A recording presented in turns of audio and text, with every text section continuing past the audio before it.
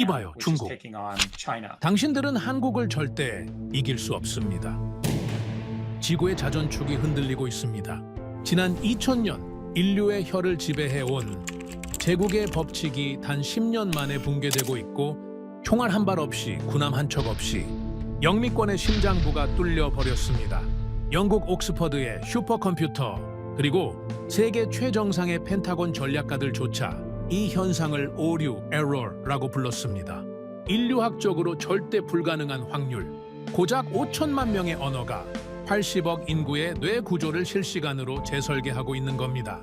마치 15세기 어느 천재가 심어놓은 시한폭탄이 지금 막 터진 것처럼 말이죠. 들리십니까? 전 세계 언어의 장벽이 무너져 내리는 소리가. 이건 문화가 아닙니다. 역사상 가장 완벽한 침투입니다. 그리고 지금 당신이 알고 있던 세계 지도가 오늘 다시 그려집니다. 그 전에 잠깐 1초 만에 누를 수 있는 좋아요 버튼을 꾹 눌러주시면 영상 제작에 아주 큰 힘이 됩니다. 그럼 바로 시작하겠습니다. 저는 그날 말할 생각이 없었습니다. 유럽 언어정책 국제포럼, 매년 열리는 학술 행사죠. 주제는 늘 비슷합니다. 21세기 공용어의 미래, 영어의 지위, 중국어의 부상, 그런 뻔한 이야기들이었죠. 솔직히 말하면 지루했습니다. 저는 피터 랭포드입니다. 옥스퍼드에서 언어정책과 문명사를 가르치고 있습니다. 32년째죠? 제국의 언어가 어떻게 퍼지고 어떻게 사라지는지, 그게 제 평생의 연구 주제였습니다. 젊었을 때 논문 하나를 썼습니다. 영어는 총과 식민지의 결과가 아니라 가장 효율적인 언어이기 때문에 살아남았다. 그 논문으로 학계에서 이름을 알렸죠. UN 언어정책 자문도 했습니다. 영국 교육부 외국어 커리큘럼 위원도 지냈죠. 32년 동안 내린 결론은 단순했습니다. 언어는 힘을 따라갑니다. 문화는 부차적이죠. 경제력, 군사력, 기술력. 그게 언어의 운명을 결정합니다. 로맨틱한 이야기가 아니죠. 하지만 역사는 그렇게 움직여 왔습니다. 그날은 발표자가 아니었습니다. 청중석 맨 뒷줄에 앉아 있었죠. 오래된 동료들 얼굴이나 보고 저녁에 와인이나 한잔하자. 그 정도 생각이었습니다. 비행기 표도 다음 날 아침으로 끊어놨죠. 하루만 버티면 됐습니다. 회의장은 제네바 시내의 오래된 건물이었습니다. 천장이 높았죠. 샹들리에가 달려 있었습니다. 유럽 특유의 권위적인 분위기였죠. 이런 자리에서 사람들은 조심스럽게 말합니다. 직접적인 비판은 피하죠. 학문의 가면을 쓴 정치. 그게 국제학술 포럼의 본질입니다. 패널에는 익숙한 얼굴들이 앉아 있었습니다. 프랑스 국립연구소 소장, 일본 와세다 대학 교수, 미국 조지타운 대학에서 온 언어학자, 그리고 중국 베이징 외국어 대학 교수. 이름은 굳이 말하지 않겠습니다. 중요한 건 이름이 아니니까요. 오전 세션은 예상대로였습니다. 영어의 지배력은 여전하다. 하지만 중국어가 부상하고 있다. 다극화 시대가 온다. 들어본 이야기들이었죠? 새로운 건 없었습니다. 점심시간에 오래된 친구를 만났습니다. 캠브리지에서 온 동료였죠. 우리는 와인을 마시며 농담을 했습니다. 오후 세션은 대충 듣고 빠지자. 그렇게 약속했죠. 그런데 오후 세션에서 이상한 일이 벌어졌습니다. 중국에서 온 교수가 발언대에 섰습니다. 양복이 반듯했죠. 넥타이 매듭이 정확했습니다. 준비된 사람의 모습이었죠. 저는 별 관심이 없었습니다. 중국 학자들의 발표는 대부분 예측 가능하니까요. 중국어의 미래가 밝다. 그런 이야기겠죠. 중국 교수가 슬라이드를 띄웠습니다. 아시아 언어 학습 현황이라는 제목이었죠. 그리고 입을 열었습니다. 오늘은 조금 다른 이야기를 하겠습니다. 최근 일부 언론에서 한국어 확산을 과장되게 보도하고 있죠. 이 현상에 대해 학술적으로 분석해 보겠습니다. 저는 눈썹을 치켜 올렸습니다. 한국어요. 예상 밖의 주제였죠. 중국 교수가 말을 이었습니다. 한국어 확산은 일시적인 문화 현상입니다. 저는 펜을 내려놓았습니다. K-팝과 드라마가 만들어낸 거품이죠. 실질적인 언어 경쟁력과는 무관합니다. 젊은이들의 유행입니다. 깊이가 없죠. 아시아의 미래 공용어는 당연히 중국어입니다. 경제 규모, 인구, 정치적 영향력, 모든 지표가 그렇게 말하고 있죠. 중국 교수의 목소리는 자신감에 차 있었습니다. 능숙한 영어였죠. 옥스퍼드 억양이 섞여 있었습니다. 영국에서 유학한 모양이었죠. 발음도 좋았습니다. 하지만 저는 발음을 듣고 있지 않았습니다. 데이터를 보고 있었습니다. 슬라이드에 그래프가 떠 있었습니다. 아시아 주요 언어 학습자 추이. 중국어가 가파르게 올라가고 한국어는 거의 평평했죠. 설득력 있어 보였습니다. 하지만 저는 그래프 아래쪽을 봤습니다. 작은 글씨로 출처가 적혀 있었죠. 2015년 자료였습니다. 지금이 몇 년도입니까? 거의 10년이 지난 수치였죠. 그리고 출처도 이상했습니다. 중국 정부 산하연구소. 독립적인 학술 기관이 아니었습니다. 저는 눈을 가늘게 떴습니다. 이건 학문이 아닙니다. 선전이죠. 중국 교수가 다음 슬라이드로 넘겼습니다. 한국어를 배우는 사람들의 동기를 보십시오. 대부분 엔터테인먼트입니다. 실용적 가치가 없죠. 취업에 도움이 되지 않습니다. 국제 비즈니스에서 쓸모가 없습니다. 한국의 경제 규모를 생각해 보십시오. 세계 10위권이죠. 하지만 중국은 2위입니다. 어떤 언어가 더 가치 있겠습니까? 논리적으로 들렸습니다. 하지만 저는 32년간 언어의 흥망을 연구해 온 사람입니다. 저런 단순한 논리가 현실과 맞아떨어진 적은 한 번도 없었죠. 저는 고개를 들어 회의장을 둘러봤습니다. 놀라운 광경이었습니다. 사람들이 고개를 끄덕이고 있었죠. 프랑스에서 온 교수, 턱을 괴고 동의하는 표정이었습니다. 일본 대표단, 미묘한 미소를 짓고 있었죠. 한국어 확산이 불편했던 모양입니다. 미국 학자, 노트북을 두드리며 메모하고 있었습니다. 심지어 영국 동료들까지. 아무도 반박하지 않았습니다. 아무도 데이터의 출처를 묻지 않았죠. 아무도 손을 들지 않았습니다. 아무도 이상하다고 말하지 않았습니다. 침묵이 동의가 되는 순간이었습니다. 저는 속이 뒤집혔습니다. 오해하지 마십시오. 저는 한국을 좋아해서 화가 난 게 아닙니다. 솔직히 말하면 한국에 대해 깊이 생각해 본 적도 없었죠. 경제는 성공했지만 언어는 지역적일 수밖에 없는 나라. 그게 제 인식이었습니다. 한글이요. 흥미로운 문자죠. 언어학 개론 시간에 잠깐 다루는 정도입니다. 세종대왕이 만들었다. 과학적인 원리가 있다. 하지만 세계 표준이 되기엔 너무 특수합니다. 사용 인구가 제한적이죠. K-팝이요. 제 손녀가 좋아합니다. 방탄소년단인가요? 이름은 알고 있죠. 하지만 젊은 세대의 일시적 소비 문화입니다. 비틀즈가 세계를 휩쓸었을 때도 영어가 공용어가 된 건 아니었죠. 문화와 언어는 다른 문제입니다. 그래서 저는 한국어 확산 뉴스를 처음 봤을 때 코웃음을 쳤습니다. 또 언론의 과장이겠지? 그렇게 생각했죠. 그런데 지금 눈앞에서 벌어지고 있는 건 다른 문제였습니다. 학문이 왜곡되고 있었습니다. 데이터가 정치적 목적에 이용되고 있었죠. 언어학이 아니라 선전이었습니다. 중국의 이익을 위해 사실이 조작되고 있었습니다. 그리고 이 방 안에 있는 전문가들은 그걸 그냥 지켜보고 있었죠. 학자는 침묵으로 편을 들 수 있습니다. 저는 그 사실을 너무 잘 알고 있었죠. 평생 그걸 연구해 왔으니까요. 영어가 세계 공용어가 된 건 총과 식민지 때문만은 아닙니다. 다른 언어들이 침묵했기 때문이기도 하죠. 프랑스어가 패배한 건 전쟁에서 진 게 아닙니다. 학자들이 영어의 우월성을 인정해 버렸기 때문이죠. 지금 이 자리에서 똑같은 일이 벌어지고 있었습니다. 중국 교수의 발언이 계속됐습니다. 동남아시아에서 한국어 학습이 늘었다는 보도가 있죠. 하지만 이건 한국 기업의 마케팅 효과입니다. 지속 가능하지 않습니다. 한국 경제가 흔들리면 바로 사라질 현상이죠. 반면 중국어는 구조적으로 확산되고 있습니다. 1대1로 사업을 보십시오. 아프리카부터 동남아시아까지 중국어가 경제의 언어가 되고 있습니다. 저는 메모지를 꺼냈습니다. 그리고 숫자를 적기 시작했죠. 베트남, 한국어 제1외국어 지정, 초등학교 정규 과목 채택, 한국어 능력자 연봉 3배에서 5배 상승. 이건 유행이 아닙니다. 국가 정책이죠. 미얀마, 한국 드라마 원음 방송, 자막만으로 언어 습득하는 사람들, 한국어 학원이 3년 새 200% 증가, 중국 자본이 넘쳐나는 나라에서 한국어를 배운다고요. 이건 의미가 있습니다. 몽골, 영어를 제치고 한국어 학습자 수 1위, 유학 목적지 변화, 미국에서 한국으로. 몽골 젊은이들이 왜 한국을 선택했겠습니까? 이건 엔터테인먼트가 아니었습니다.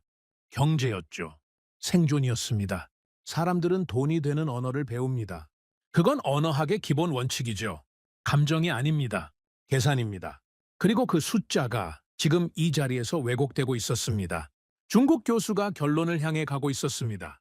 결론적으로 한국어 확산은 과대평가되어 있습니다. 일시적 현상이죠. 10년 안에 정상화될 겁니다. K-팝 열풍이 식으면 한국어 학습도 줄어들 겁니다. 아시아의 미래는 명확합니다. 중국어입니다. 이건 희망이 아니라 현실이죠. 박수가 터졌습니다. 뜨겁지는 않았죠. 하지만 분명한 박수였습니다. 예의 바른 동의. 학술적 승인. 저는 박수 소리를 들으며 손이 떨리는 걸 느꼈습니다. 저는 안경을 벗었습니다. 렌즈를 닦는 척했죠. 하지만 사실은 생각을 정리하고 있었습니다. 지금 일어나야 하나? 아니면 그냥 넘어가야 하나? 저는 발표자가 아니었습니다. 청중이었죠. 굳이 나설 필요가 없었습니다. 하지만 머릿속에서 한 문장이 맴돌았습니다. 침묵하면 공범이 된다. 저는 32년간 언어의 역사를 연구하면서 수많은 침묵을 봐왔습니다. 나치 시대의 독일 학자들이 침묵했죠. 식민지 시대의 유럽 언어학자들이 침묵했습니다. 그들은 직접 손을 더럽히지 않았죠. 하지만 역사는 그들을 공범으로 기록했습니다. 지금 이 자리에서 저도 같은 선택을 해야 했습니다. 제가 화가 나면 오히려 말이 정확해집니다. 목소리가 낮아지고 문장이 짧아지죠. 고함을 지르지 않습니다. 대신 틀린 부분을 정확하게 지적하죠. 32년 강단에 서면서 익힌 습관입니다. 저는 손을 들었습니다. 회의장이 조용해졌습니다. 맨 뒷줄에서 손을 드는 사람은 거의 없거든요. 보통 앞줄에 앉은 사람들이 질문하죠. 뒷줄은 듣기만 하는 자리입니다. 하지만 저는 손을 들었습니다. 천천히, 확실하게. 사회자가 당황한 표정을 지었습니다.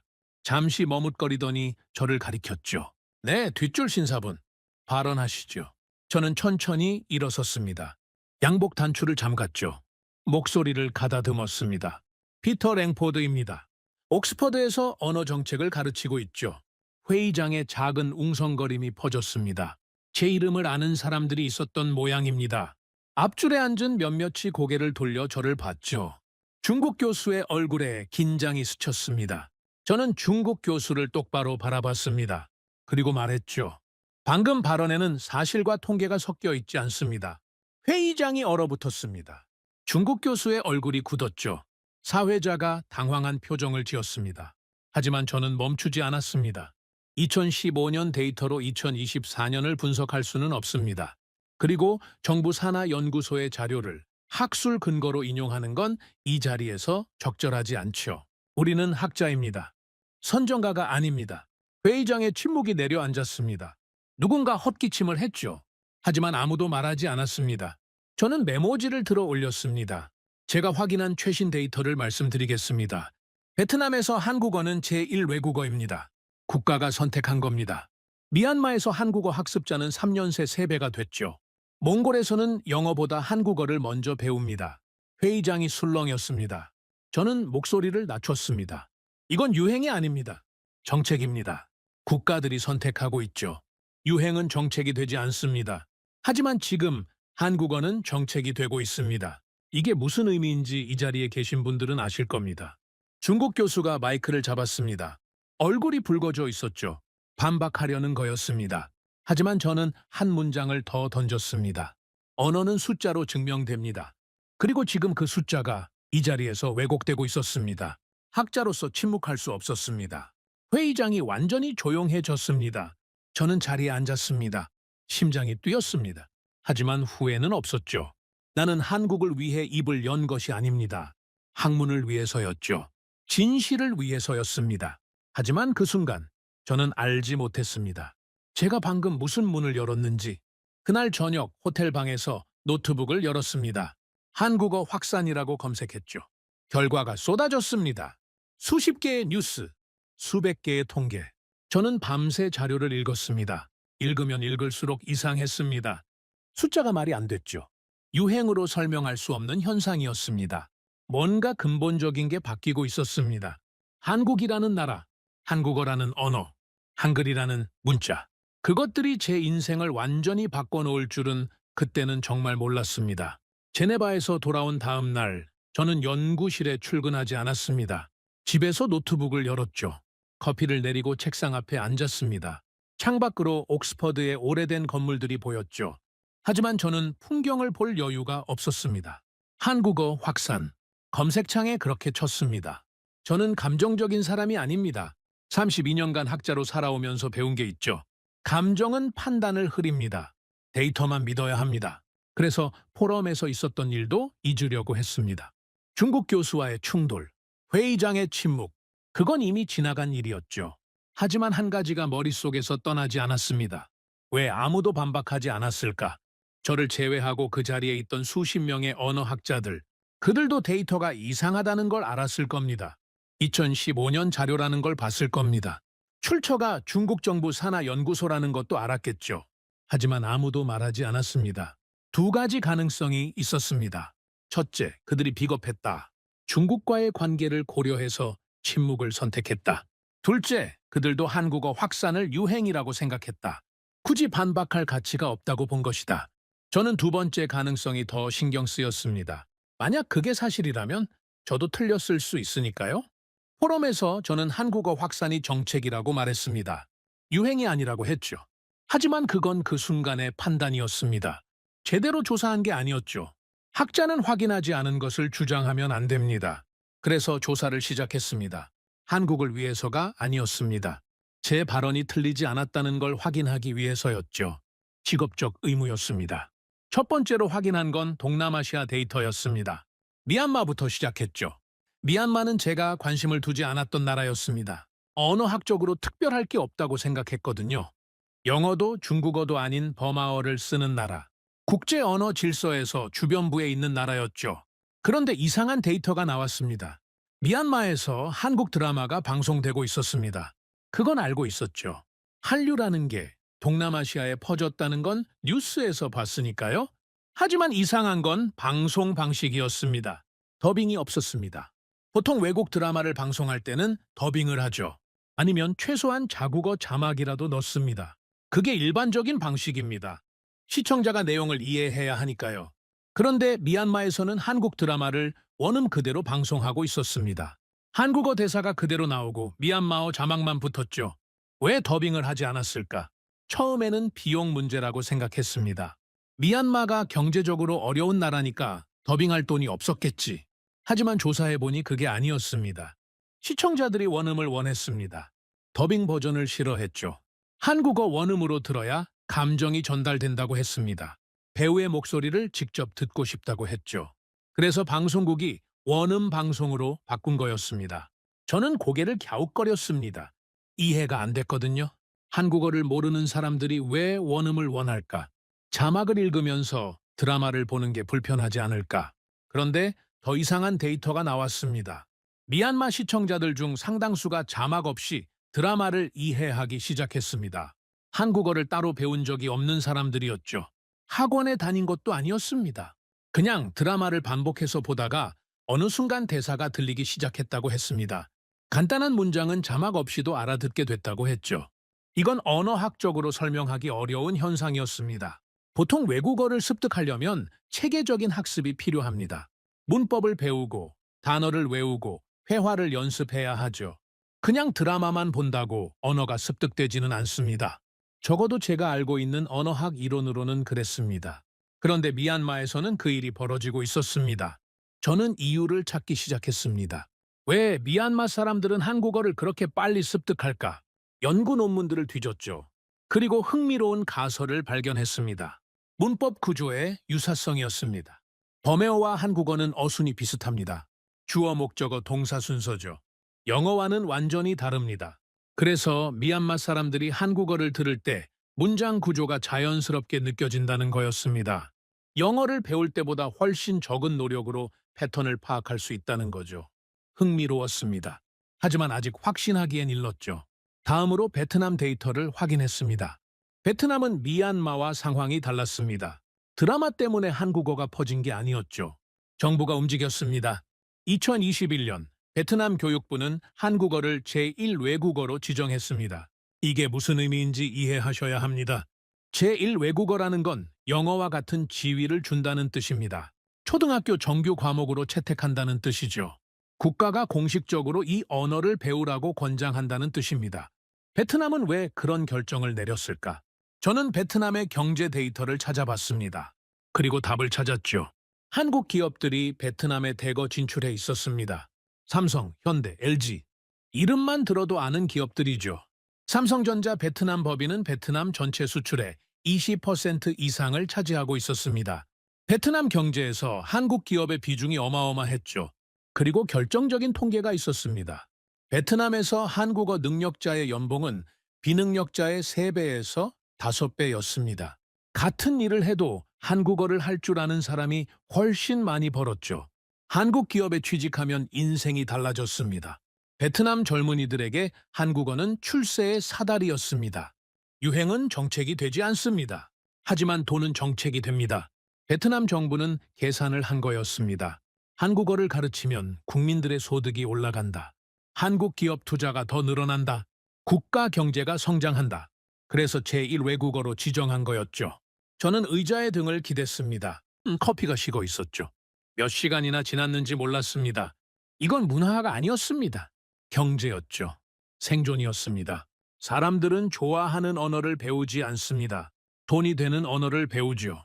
그건 언어학의 기본 원칙입니다. 라틴어가 사라진 건 로마 제국이 망했기 때문입니다. 영어가 퍼진 건 대영 제국과 미국이 세계를 지배했기 때문이죠. 언어는 힘을 따라갑니다. 그리고 지금 동남아시아에서 한국어가 힘이 되고 있었습니다. 저는 조사 범위를 넓혔습니다.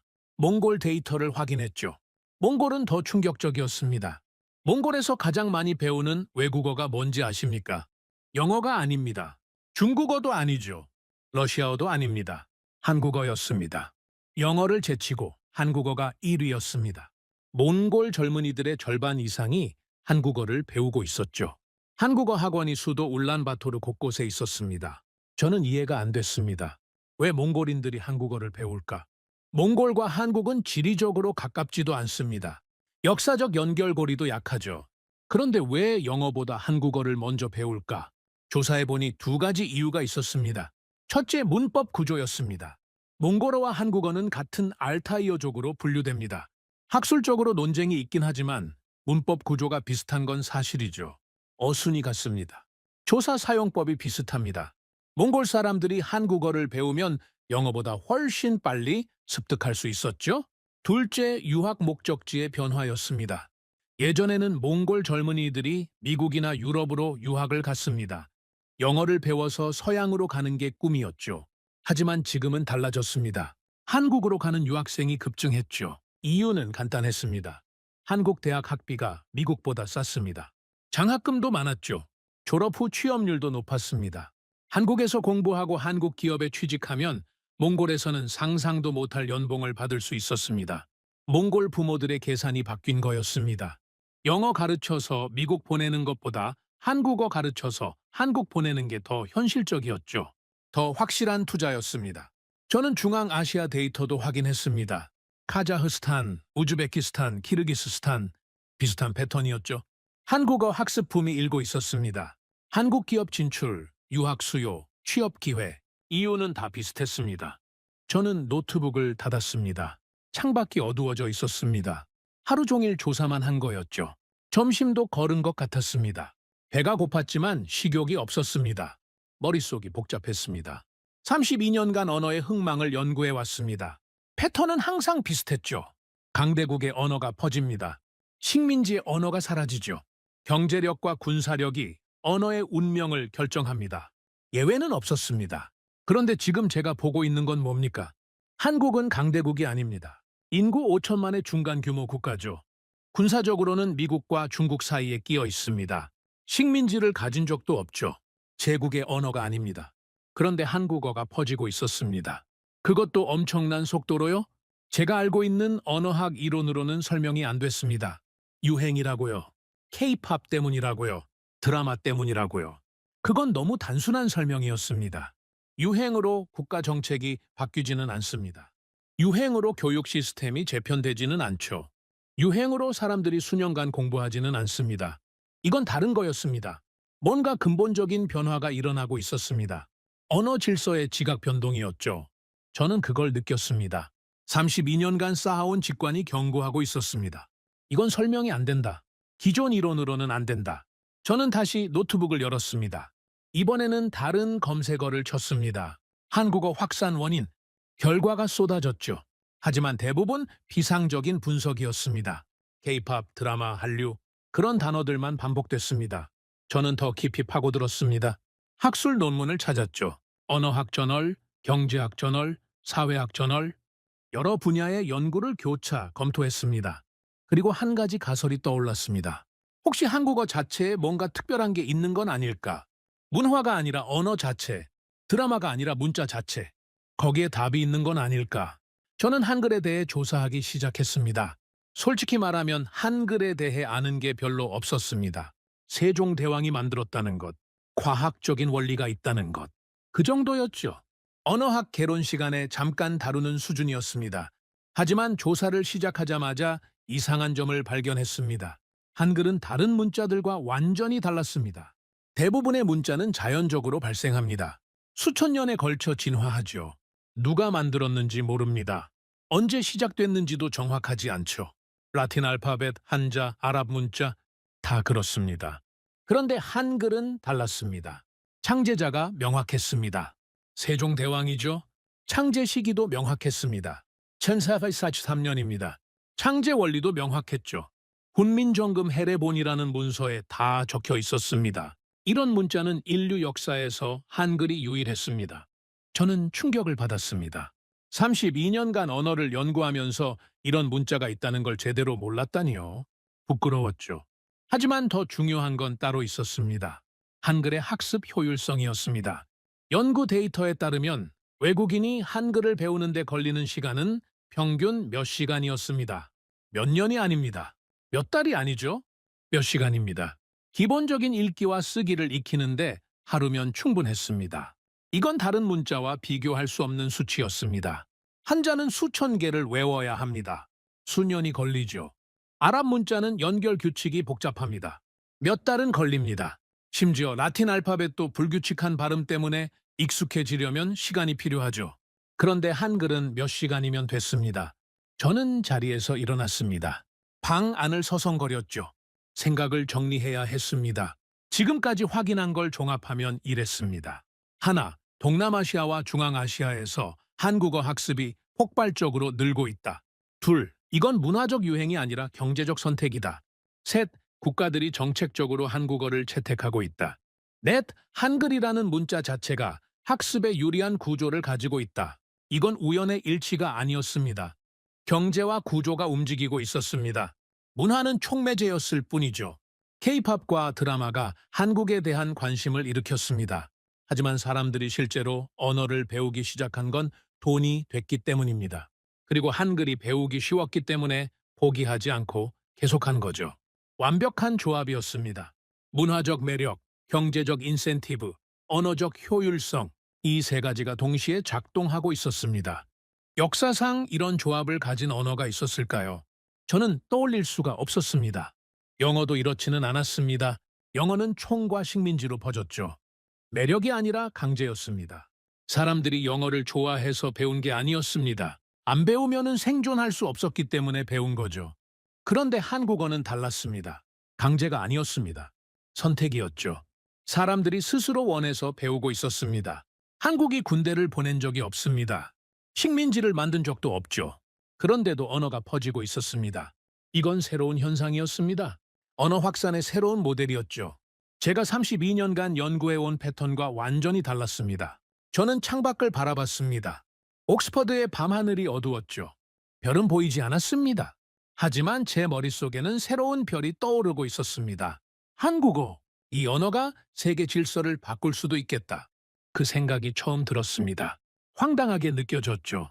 인구 5천만 국가의 언어가 세계 질서를 바꾼다고요. 말이 안 됐습니다. 하지만 데이터는 거짓말을 하지 않았습니다. 그리고 지금 그 데이터가 한국어를 가리키고 있었습니다. 저는 노트북을 닫고 침대에 누웠습니다. 잠이 오지 않았죠. 머릿속에서 숫자들이 맴돌았습니다. 베트남, 미얀마, 몽골, 카자흐스탄. 그 나라들의 젊은이들이 한국어를 배우는 모습이 떠올랐습니다. 그들은 왜 한국어를 선택했을까? 답은 이미 나와 있었습니다. 사람들은 돈이 되는 언어를 배웁니다. 언어는 생존 앞에서 솔직해지죠. 그리고 지금 그 언어가 바뀌고 있었습니다. 영어 중심의 세계 질서, 그게 영원할 거라고 생각했습니다. 하지만 영원한 건 없죠. 라틴어도 사라졌습니다. 프랑스어도 밀려났죠. 언어의 역사는 흥망의 역사입니다. 새로운 질서가 오고 있었습니다. 저는 그날 밤 거의 잠을 자지 못했습니다. 눈을 감아도 숫자들이 보였죠. 그래프가 보였습니다. 지도 위에서 한국어가 퍼져나가는 모습이 보였습니다. 다음 날 아침 저는 결심했습니다. 이 현상을 제대로 연구해야겠다. 동남아시아만으로는 부족하다. 서구권 데이터도 봐야 한다. 영어의 봉어지에서 무슨 일이 벌어지고 있는지 확인해야 한다. 영어 제국의 심장부, 영국과 미국, 거기서 한국어가 어떤 위치에 있는지 그걸 확인해야 했습니다. 저는 연구실로 향했습니다. 동남아시아는 그렇다 치겠습니다. 경제적 이유가 명확했죠. 한국 기업이 진출해 있었습니다. 취업 기회가 있었죠. 돈이 됐습니다. 사람들이 한국어를 배우는 건 당연한 선택이었습니다. 하지만 서구는 다릅니다. 영국에 한국 기업이 얼마나 있겠습니까? 미국에서 한국어가 취업에 도움이 될까요? 서구 사람들에게 한국어는 실용적 가치가 거의 없습니다. 그냥 아시아의 작은 나라 언어죠. 배울 이유가 없습니다. 적어도 저는 그렇게 생각했습니다. 그래서 서구권 데이터를 확인하기로 했죠. 동남아시아 현상이 진짜 세계적인 건지 아니면 지역적인 건지 검증해야 했습니다. 만약 서구에서 한국어 학습이 늘지 않았다면 이건 그냥 아시아 내부의 일이었죠. 세계 언어 질서와는 무관한 거였습니다. 저는 영국 데이터부터 확인했습니다. 제가 사는 나라니까요. 가장 정확한 정보를 얻을 수 있었죠. 교육부 통계를 뒤졌습니다. 중등학교 외국어 수강 현황. 매년 발표되는 자료죠. 프랑스어, 독일어, 스페인어. 전통적인 외국어들의 수강생 추이가 나와 있었습니다. 그런데 이상한 항목이 눈에 들어왔습니다. 기타 언어. 예전에는 이 항목이 거의 의미가 없었습니다. 아랍어, 중국어, 일본어. 소수의 학생들이 배우는 언어들이었죠. 전체의 1%도 안 됐습니다. 그런데 최근 몇 년 사이에 이 항목이 급증하고 있었습니다. 저는 세부 데이터를 찾았습니다. 기타 언어의 구성이 뭔지 확인하고 싶었죠. 교육부 웹사이트를 뒤졌습니다. 지역교육청 보고서를 찾았죠. 그리고 답을 발견했습니다. 한국어였습니다. 영국 중고등학교에서 한국어 수업이 개설되기 시작했습니다. 처음에는 런던의 몇몇 학교였죠. 그런데 지금은 전국으로 퍼지고 있었습니다. 맨체스터, 버밍엄, 에든버러, 대도시부터 시작해서 중소도시까지. 저는 고개를 갸웃거렸습니다. 왜 하필 한국어일까? 영국 학생들이 한국어를 배워서 뭘 하겠다는 걸까? 더 자세한 정보가 필요했습니다. 저는 런던의 한 중학교에 연락했습니다. 교장과 통화를 했죠. 왜 한국어 수업을 개설했는지 물었습니다. 교장의 대답이 충격적이었습니다. 학생들이 요청했습니다. 청원서까지 냈죠. 한국어 수업을 열어달라고요. 처음에는 무시했습니다.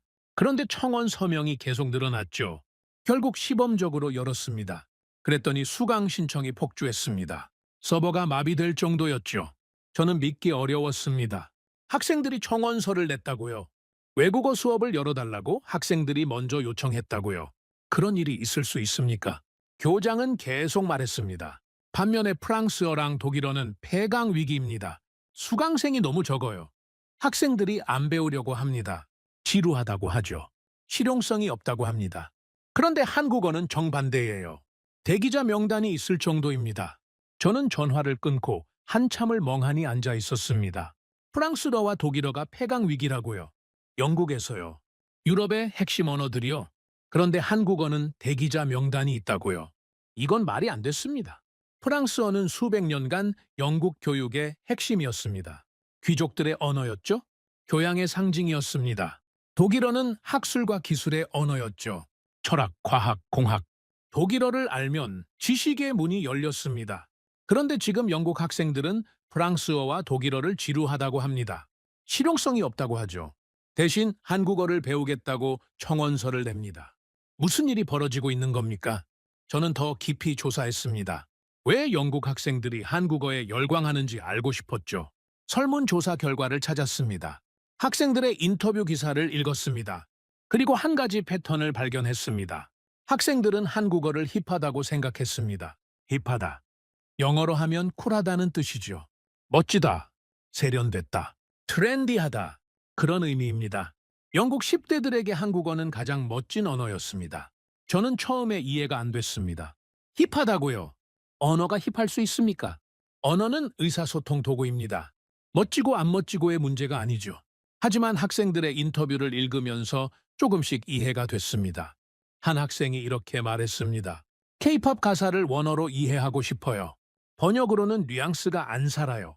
진짜 의미를 알고 싶죠? 다른 학생은 이렇게 말했습니다. 한국 드라마를 자막 없이 보고 싶어요. 배우들이 진짜로 뭐라고 하는지 알고 싶죠? 감정이 다르게 느껴질 것 같아요. 또 다른 학생은 이렇게 말했습니다. 한국어를 할 줄 알면 한국인 친구들이랑 직접 대화할 수 있어요. 번역기 없이요. 그게 진짜 연결이잖아요? 저는 이 대답들을 읽으면서 뭔가 깨달았습니다. 이건 취업 때문이 아니었습니다. 돈 때문이 아니었죠. 동남아시아와는 완전히 다른 동기였습니다. 영국 학생들은 연결을 원했습니다. 한국 문화와 직접 연결되고 싶었죠. 번역이라는 장벽 없이요. 중간 매개 없이요. 원본 그 자체를 경험하고 싶었습니다. 이건 언어학에서 말하는 통합적 동기였습니다. 언어를 배우는 동기는 크게 두 가지로 나뉩니다. 도구적 동기와 통합적 동기죠. 도구적 동기는 실용적인 목적입니다. 취업, 승진, 돈. 베트남 사람들이 한국어를 배우는 이유죠. 통합적 동기는 문화적 목적입니다. 그 언어를 쓰는 사람들과 연결되고 싶다. 그 문화의 일부가 되고 싶다. 영국 학생들이 한국어를 배우는 이유였습니다. 통합적 동기는 더 강력합니다. 도구적 동기는 목표가 달성되면 사라집니다. 취직하면 더 이상 공부하지 않죠. 하지만 통합적 동기는 끝이 없습니다. 문화에 대한 사랑은 계속되니까요. 평생 공부하게 됩니다. 영국 학생들은 한국 문화를 사랑하고 있었습니다. 그래서 한국어를 배우고 싶어 했죠. 돈이 안 돼도 상관없었습니다. 취업에 도움이 안 돼도 괜찮았죠. 그냥 좋아서 배우는 거였습니다. 저는 32년간 언어를 연구하면서 이런 현상을 본 적이 없었습니다. 영어를 좋아서 배우는 사람이 얼마나 있겠습니까? 대부분 필요해서 배우죠. 취업하려면 영어가 필요합니다. 논문 쓰려면 영어가 필요하죠. 국제 비즈니스에는 영어가 필수입니다. 좋아서가 아니라 어쩔 수 없어서 배우는 겁니다. 그런데 한국어는 달랐습니다. 사람들이 좋아서 배우고 있었습니다. 필요 없는데 배우고 있었죠. 돈이 안 되는데 배우고 있었습니다. 이런 언어가 있었습니까? 저는 다음으로 언어 권위의 변화를 조사했습니다. 옥스퍼드 영어 사전. 영어의 성경이라고 불리는 사전이죠. 영어 단어의 정의와 역사를 기록합니다. 새로운 단어가 등재되려면 엄격한 심사를 거쳐야 하죠. 충분한 사용 빈도와 역사가 있어야 합니다. 저는 최근 몇 년간 등재된 새 단어 목록을 확인했습니다. 충격이었습니다. 한국어 단어들이 대거 등재되어 있었습니다. 한류, K-팝, K-드라마, 먹방, 치맥, 대박, 어바, 누나, 언니, 형, 애교, 페이팅, 셀카. 이게 옥스퍼드 영어 사전이에요. 수백 년 역사의 권위 있는 사전에 한국어 단어들이 실린 겁니다. 그것도 한두 개가 아니라 수십 개가요. 저는 사전 편집자의 인터뷰를 찾았습니다. 왜 이렇게 많은 한국어 단어를 등재했는지 물은 기사였죠. 편집자의 대답이 이랬습니다. 이 단어들은 영어로 번역할 수 없습니다. 대체할 단어가 없죠. 먹방이라는 개념은 영어에 존재하지 않았습니다. 치맥도 마찬가지죠. 오빠나 누나 같은 호칭도 영어로 정확히 옮길 수 없습니다. 한국 문화와 함께 이 단어들이 영어권에 들어왔고 사람들이 실제로 사용하고 있습니다. 사전은 언어의 현실을 반영해야 합니다. 저는 이 대답을 읽으면서 전율을 느꼈습니다. 언어가 아니라 문화 개념의 침투였습니다. 한국어 단어가 영어에 들어온 게 아니었습니다. 한국 문화의 개념이 영어권에 들어온 거였죠. 먹방이라는 개념, 치맥이라는 문화, 오빠라는 관계, 이런 것들이 영어권 사람들의 삶에 들어온 겁니다. 그래서 번역이 안 됐습니다. 번역할 개념 자체가 영어에 없었으니까요. 이건 언어학적으로 엄청난 사건이었습니다. 보통 강대국의 언어가 약소국 언어에 영향을 미칩니다. 영어 단어가 다른 언어에 들어가죠. 컴퓨터, 인터넷, 마케팅. 영어에서 온 단어들입니다. 이건 자연스러운 현상이죠. 강한 쪽에서 약한 쪽으로 흐르는 겁니다. 그런데 지금은 반대 방향이었습니다. 한국어가 영어에 들어가고 있었습니다. 영어의 봉어지인 영국에서요. 옥스퍼드 영어 사전에요. 이건 전례가 없는 일이었습니다. 저는 미국 데이터도 확인했습니다. 미국은 세계 언어 질서의 중심입니다. 영어 패권의 봉어지죠. 미국에서 무슨 일이 벌어지고 있는지 알아야 했습니다. 미국 대학 외국어 수강 통계를 찾았습니다. 미국 현대 언어협회에서 발표하는 자료였죠. 몇 년마다 전국 대학의 외국어 수강 현황을 조사합니다. 결과가 놀라웠습니다. 전체적으로 외국어 수강생이 줄고 있었습니다. 스페인어, 프랑스어, 독일어, 일본어, 중국어 다 감소하고 있었죠. 미국 학생들이 외국어에 관심을 잃고 있었습니다. 영어만 하면 되니까요. 굳이 다른 언어를 배울 필요가 없었죠. 그런데 딱 하나 올라가는 언어가 있었습니다. 한국어였습니다. 10년간 한국어 수강생이 2배로 늘었습니다. 다른 언어는 다 줄어드는데 한국어만 늘어났죠. 혼자 오르는 언어였습니다. 저는 이 그래프를 한참 들여다봤습니다. 다른 언어들의 선은 다 아래로 향하고 있었습니다. 스페인어도 내려가고 있었죠. 미국에서 스페인어는 실용적인 언어입니다. 히스패닉 인구가 많으니까요. 그런데도 줄어들고 있었습니다. 중국어도 내려가고 있었습니다. 중국이 세계 2위 경제 대국인데요. 미중 관계가 중요한데요. 그런데도 미국 학생들은 중국어를 덜 배우고 있었습니다. 일본어도 마찬가지였습니다. 10년 전에는 아시아 언어 중 가장 인기 있었죠. 애니메이션과 게임 때문이었습니다. 그런데 지금은 내려가고 있었습니다. 오직 한국어만 올라가고 있었습니다. 왜일까요? 저는 미국 대학생들의 인터뷰를 찾았습니다. 왜 한국어를 선택했는지 물은 기사들이었죠. 대답은 영국 학생들과 비슷했습니다. K-팝 가사를 이해하고 싶어서, 드라마를 원어로 보고 싶어서, 한국 문화가 좋아서, 한국인 친구들과 대화하고 싶어서, 통합적 동기였습니다. 돈이 아니라 사랑이었죠. 하지만 미국에서는 한 가지 요소가 더 있었습니다. 한국계 미국인들의 영향이었습니다. 미국에는 한국계 이민자들이 많이 살고 있습니다. 로스앤젤레스, 뉴욕, 시카고. 대도시의 한인 커뮤니티가 형성되어 있죠. 한국 음식점, 한국 마트, 한국 교회. 일상에서 한국 문화를 접할 수 있습니다. 미국 학생들은 이런 환경에서 자랐습니다. 한국 친구가 있는 경우도 많았죠. 한국 음식을 먹어본 경우도 많았습니다. 한국은 먼 나라가 아니었죠. 바로 옆에 있는 문화였습니다. 그래서 한국어를 배우는 게 자연스러웠습니다. 친구의 언어를 배우는 거니까요. 좋아하는 음식의 나라 언어를 배우는 거니까요. 저는 자리에서 일어났습니다. 연구실 창가로 걸어갔죠. 옥스퍼드의 오래된 건물들이 보였습니다. 수백 년 된 대학, 영어 학문의 중심지. 그런데 이 영어의 중심지에서 한국어가 올라오고 있었습니다. 저는 처음으로 인정했습니다. 이건 아시아 현상이 아닙니다. 동남아시아에서 시작된 게 아니었습니다. 거기서 끝나는 것도 아니었죠. 영어 제국의 심장부에서 균열이 시작되고 있었습니다. 영국에서, 미국에서, 영어의 봉어지에서 젊은 세대가 움직이고 있었습니다. 그들은 기성세대와 달랐습니다. 영어만이 세계어라는 생각을 갖고 있지 않았죠. 다른 언어, 다른 문화에 열려 있었습니다. 그리고 그들이 선택한 건 한국어였습니다. 왜 한국어였을까요? 저는 그 답을 찾아야 했습니다. 왜 하필 한국어인지. 중국어도 아니고 일본어도 아니고 왜 한국어인지. 문화의 힘이라고 하기엔 설명이 부족했습니다. 일본도 문화 강국입니다. 애니메이션, 게임, 만화.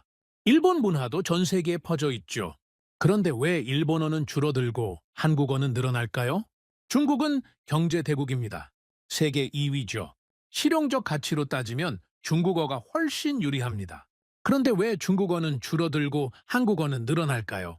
뭔가 다른 요소가 있었습니다. 한국어만이 가진 뭔가, 다른 언어에는 없는 뭔가, 그게 있었습니다. 그래서 사람들이 한국어를 선택하는 거였습니다. 저는 그게 뭔지 알아내야 했습니다. 연구실로 돌아와서 다시 노트북을 열었습니다. 이번에는 다른 방향으로 조사하기로 했죠. 한국어의 학습 경험, 외국인들이 한국어를 배울 때 어떤 경험을 하는지. 수많은 후기와 인터뷰를 읽었습니다. 유튜브 영상도 봤죠. 외국인들이 한국어 학습 과정을 공유하는 콘텐츠가 많았습니다. 그리고 공통적인 이야기를 발견했습니다. 한글이 쉽다는 거였습니다. 거의 모든 학습자들이 같은 말을 했습니다. 한글은 하루면 배울 수 있다. 일주일이면 읽을 수 있다. 다른 언어와 비교할 수 없을 정도로 쉽다. 영어 원어민이 일본어를 배우면 히라가나와 가타카나를 익히는 데만 몇 주가 걸립니다. 한자까지 하면 몇 년이죠. 중국어는 더 힘듭니다. 수천 개의 한자를 외워야 하니까요. 그런데 한글은 몇 시간이면 됐습니다.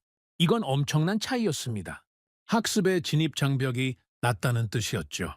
시작하기 쉬웠습니다. 포기할 이유가 적었습니다. 외국인 학습자들은 한글을 배우고 나서 자신감을 얻었습니다. 이 언어는 내가 할 수 있겠다. 그런 느낌을 받았죠. 그래서 계속 공부했습니다. 반면 중국어나 일본어는 시작부터 벽에 부딪혔습니다. 문자를 익히는 것 자체가 힘들었죠.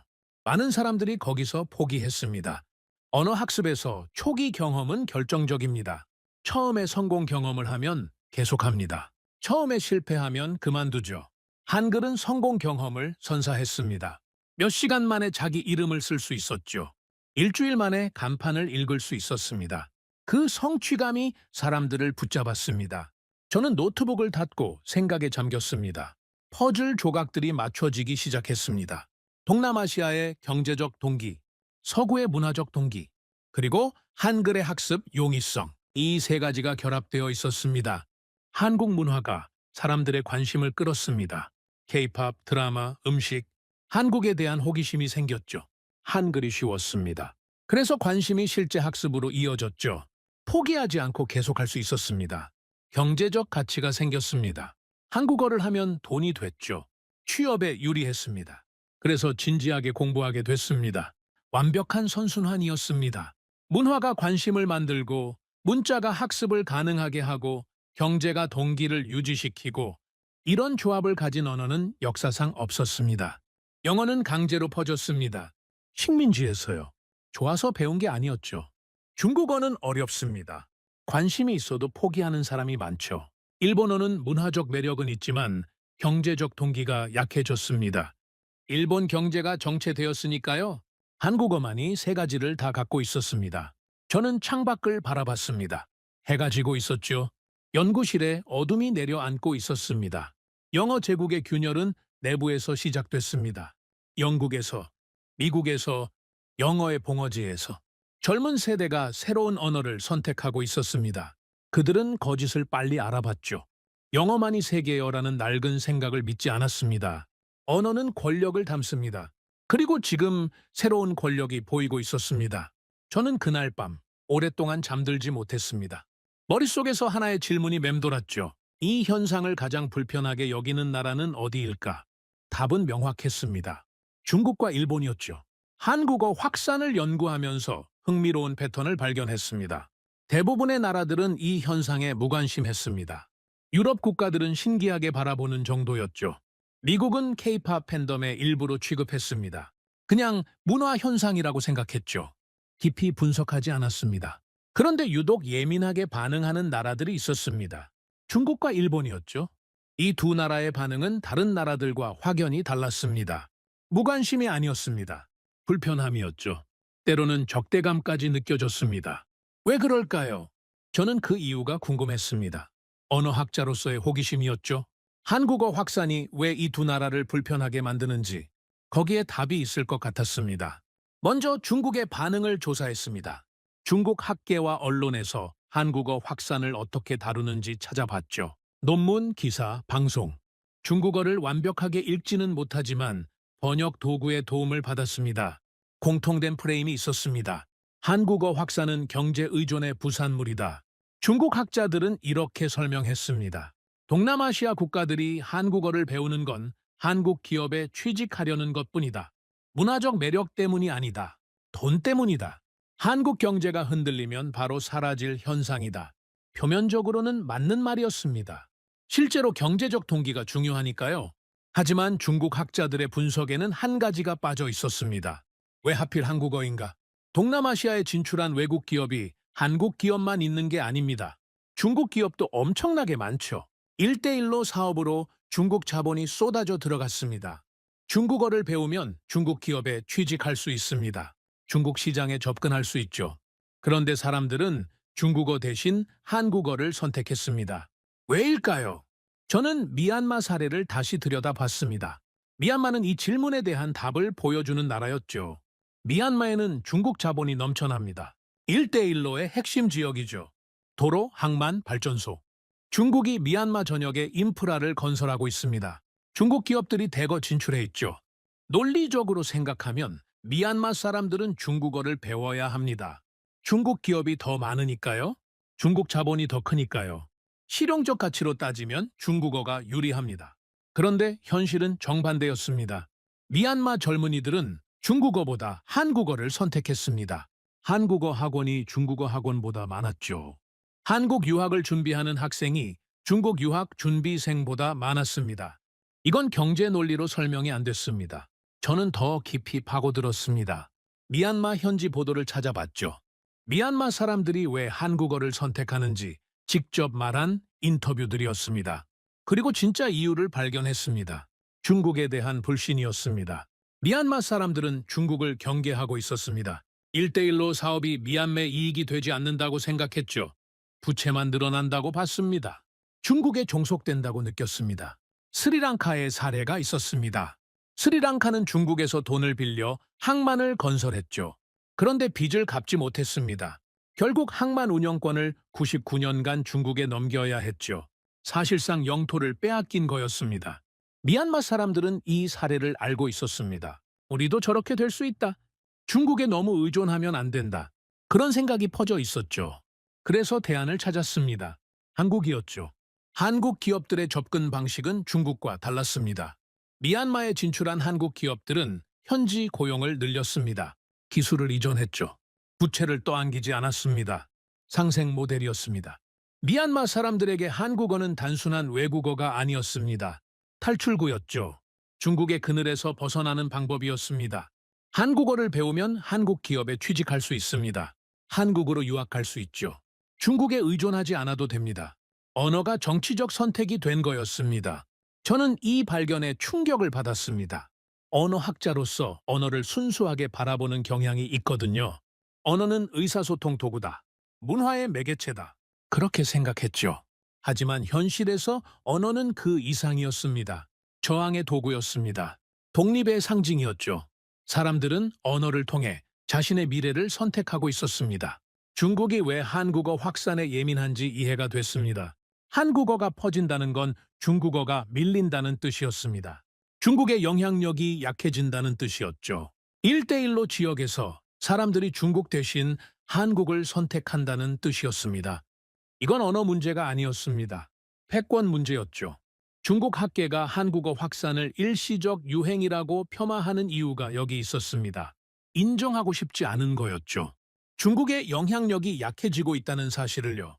다음으로 일본의 반응을 조사했습니다. 일본은 중국과는 또 다른 양상이었습니다. 더 복잡했죠? 이중적이었습니다. 일본의 공식적인 담론은 분명했습니다. 정치권과 주류 언론에서는 한국에 대해 부정적인 논조를 유지하고 있었죠. 역사 문제, 영토 분쟁, 무역 갈등, 한일 관계는 늘 긴장 상태였습니다. 일부 방송에서는 혐한 담론이 공공연하게 나왔습니다.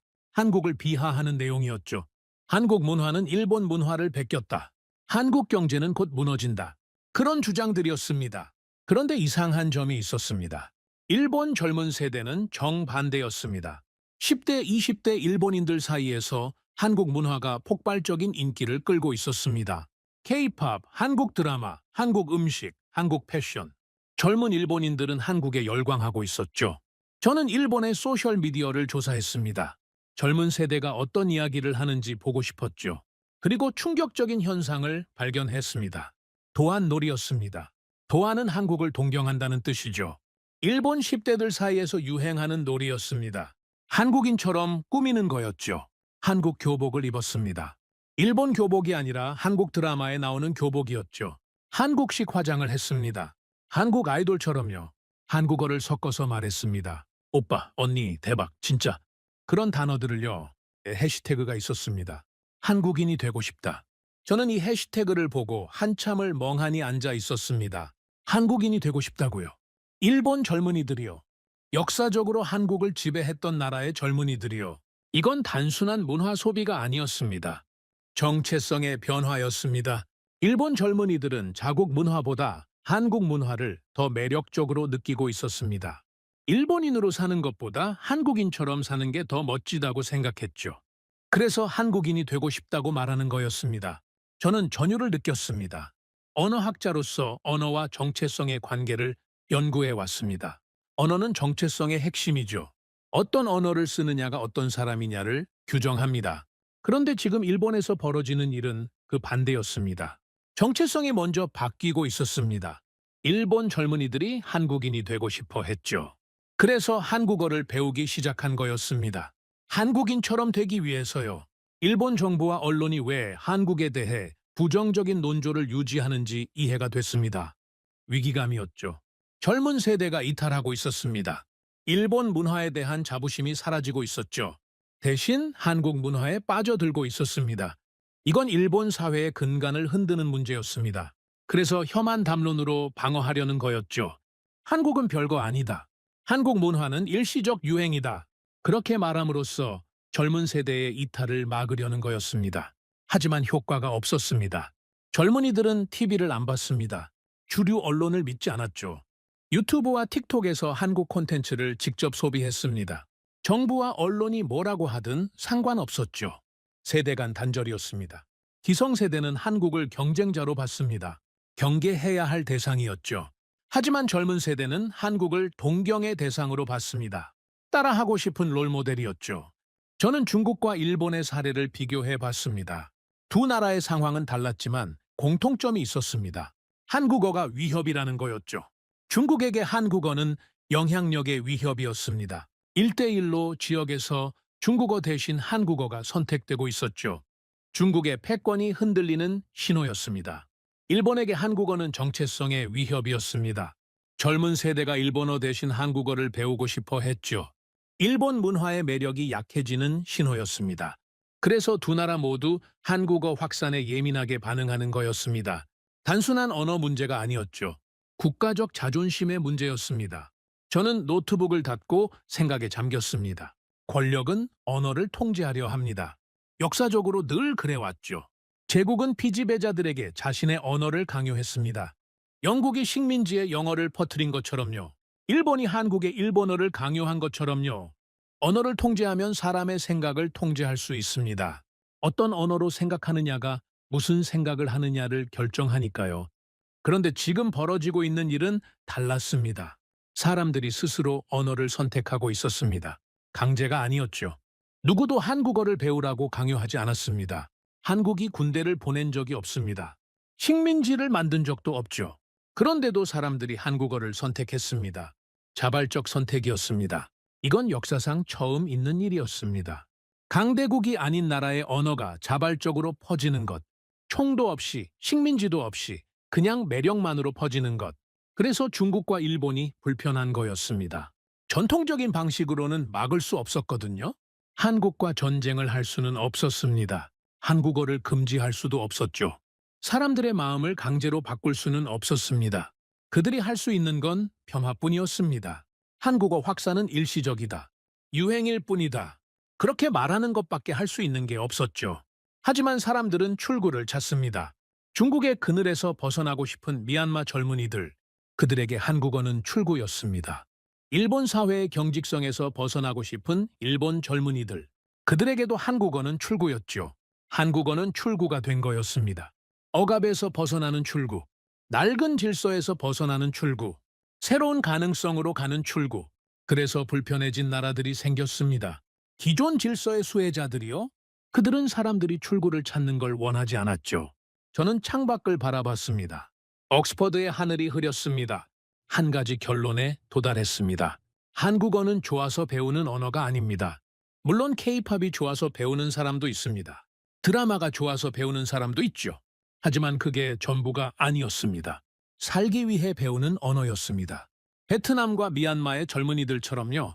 한국어가 더 나은 삶을 약속했으니까요. 되고 싶어서 배우는 언어였습니다. 일본의 젊은이들처럼요. 한국인이 되고 싶었으니까요. 언어의 위치가 바뀌었습니다. 예전에는 영어가 그 자리에 있었죠. 영어를 배우면 더 나은 삶을 살 수 있었습니다. 영어를 하면 세계 시민이 될 수 있었죠. 그런데 지금은 한국어가 그 자리를 넘보고 있었습니다. 적어도 일부 지역에서는요. 적어도 젊은 세대에게는요. 저는 자리에서 일어났습니다. 이제 한 가지 질문만 남았습니다. 왜 하필 한국어인가?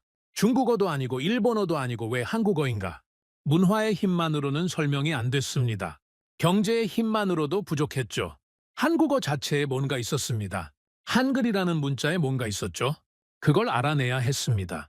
연구를 진행하면서 한 가지 질문이 계속 머릿속을 맴돌았습니다. 만약 한글이 복잡했다면 어땠을까? 한국 문화가 아무리 매력적이어도 문자가 어려웠다면 사람들이 배웠을까요? K-팝이 아무리 좋아도 한글을 익히는데 몇 년이 걸렸다면 포기하지 않았을까요? 중국어를 생각해 보십시오. 중국 문화도 매력적입니다. 5천년 역사가 있죠. 음식, 무술, 철학, 중국에 관심을 가진 서양인들이 많습니다.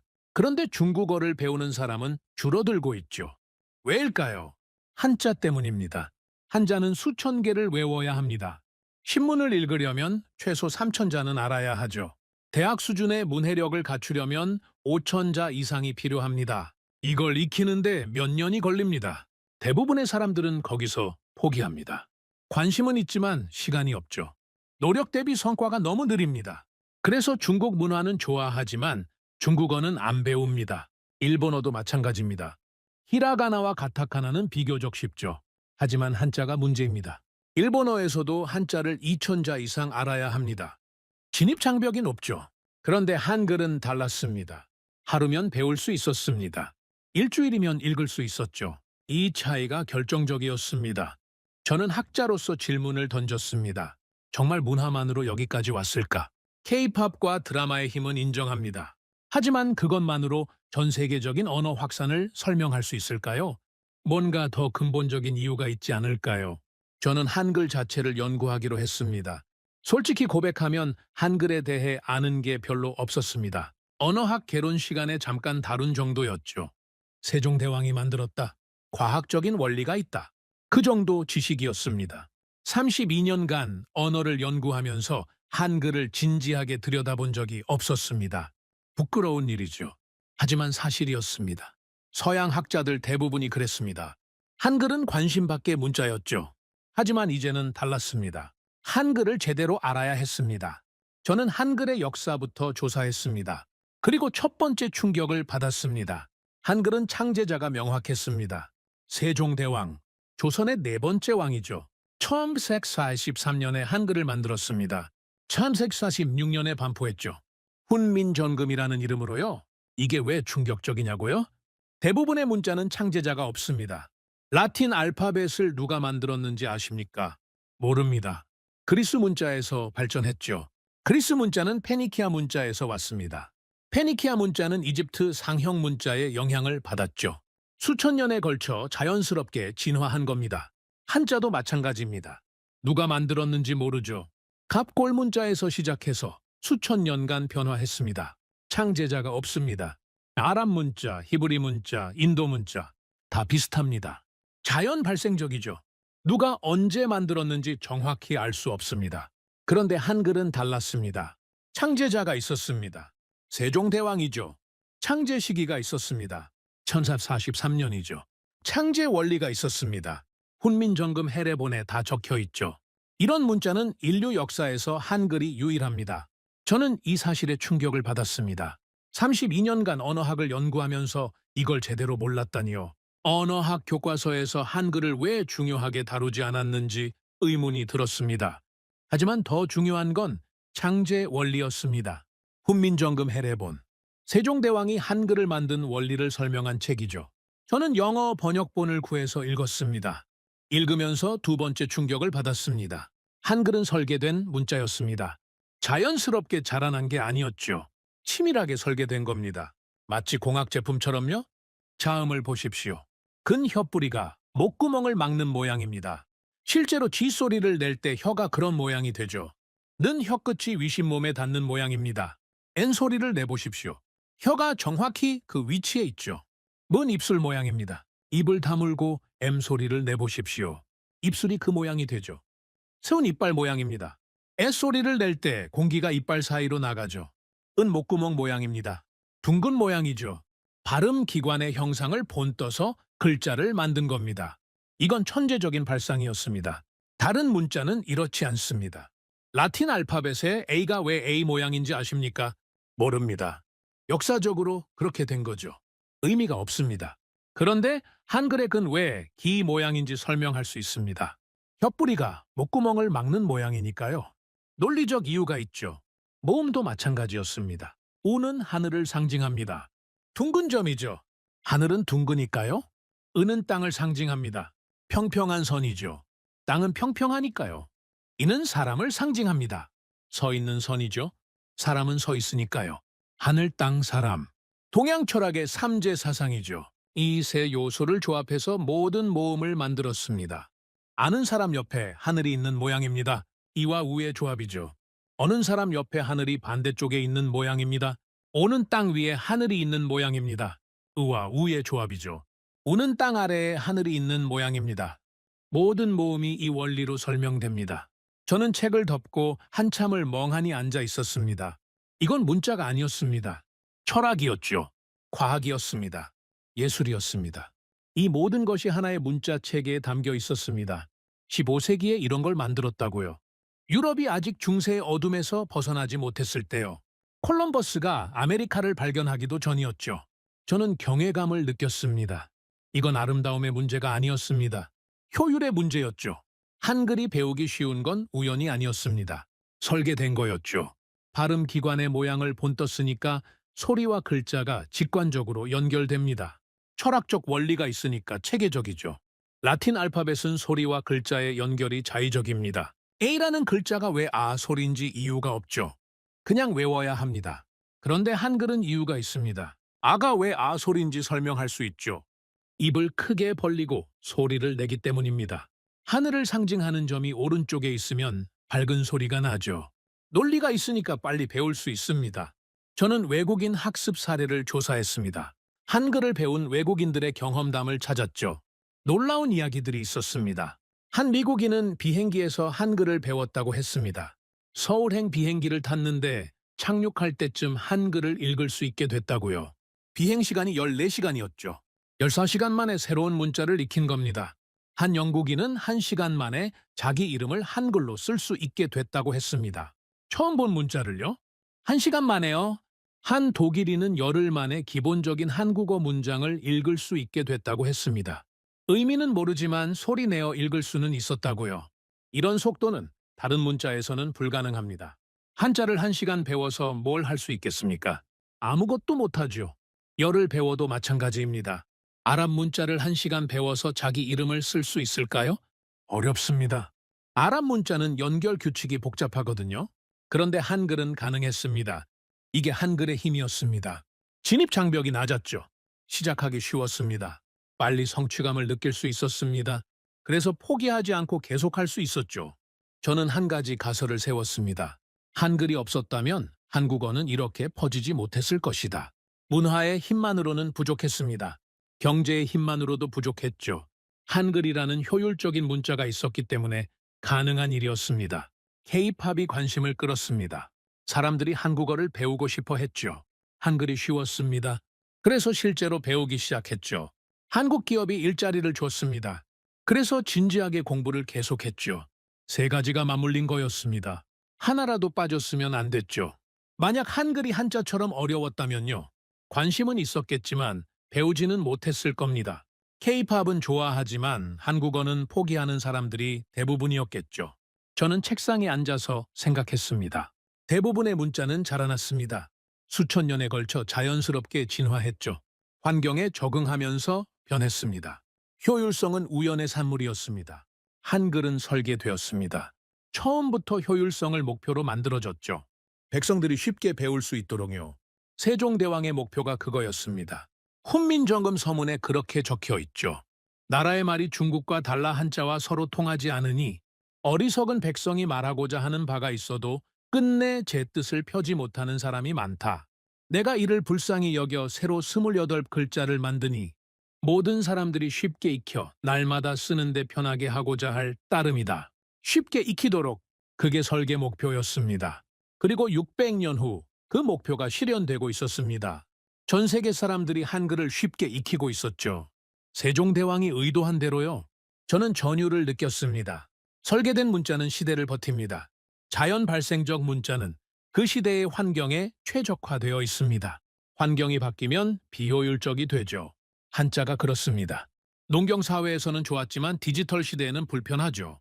그런데 한글은 달랐습니다. 보편적 원리로 설계됐습니다. 발음 기관의 모양은 시대가 바뀌어도 변하지 않죠. 하늘, 땅, 사람의 철학도 마찬가지입니다. 600년 전에도 맞았고 지금도 맞습니다. 그래서 한글은 시대를 버틴 겁니다. 15세기에 만들어졌지만 21세기에도 효율적이죠. 아니, 오히려 21세기에 더 빛나고 있었습니다. 저는 연구 결과를 정리했습니다. 한글은 유행으로 살아남는 문자가 아닙니다. 구조로 살아남는 문자죠. K-팝 열풍이 식어도 한글은 남을 겁니다. 한국 드라마 인기가 떨어져도 한글은 남겠죠. 왜냐하면 한글의 효율성은 문화와 무관하니까요. 한 번 한글을 배운 사람은 잊지 않습니다. 너무 쉽게 배웠으니까요. 1시간 만에 익힌 건 평생 갑니다. 그리고 그 사람들이 한글의 가치를 알게 됩니다. 이 문자가 얼마나 과학적인지, 얼마나 효율적인지, 그걸 경험으로 알게 되죠. 그러면 다른 사람들에게 추천합니다. 한국어 배워봐. 한글 진짜 쉬워. 그렇게 말하겠죠. 입소문이 퍼집니다. 한글의 효율성이 알려지죠. 더 많은 사람들이 한국어를 시작합니다. 선순환이었습니다. 저는 노트북을 닫았습니다.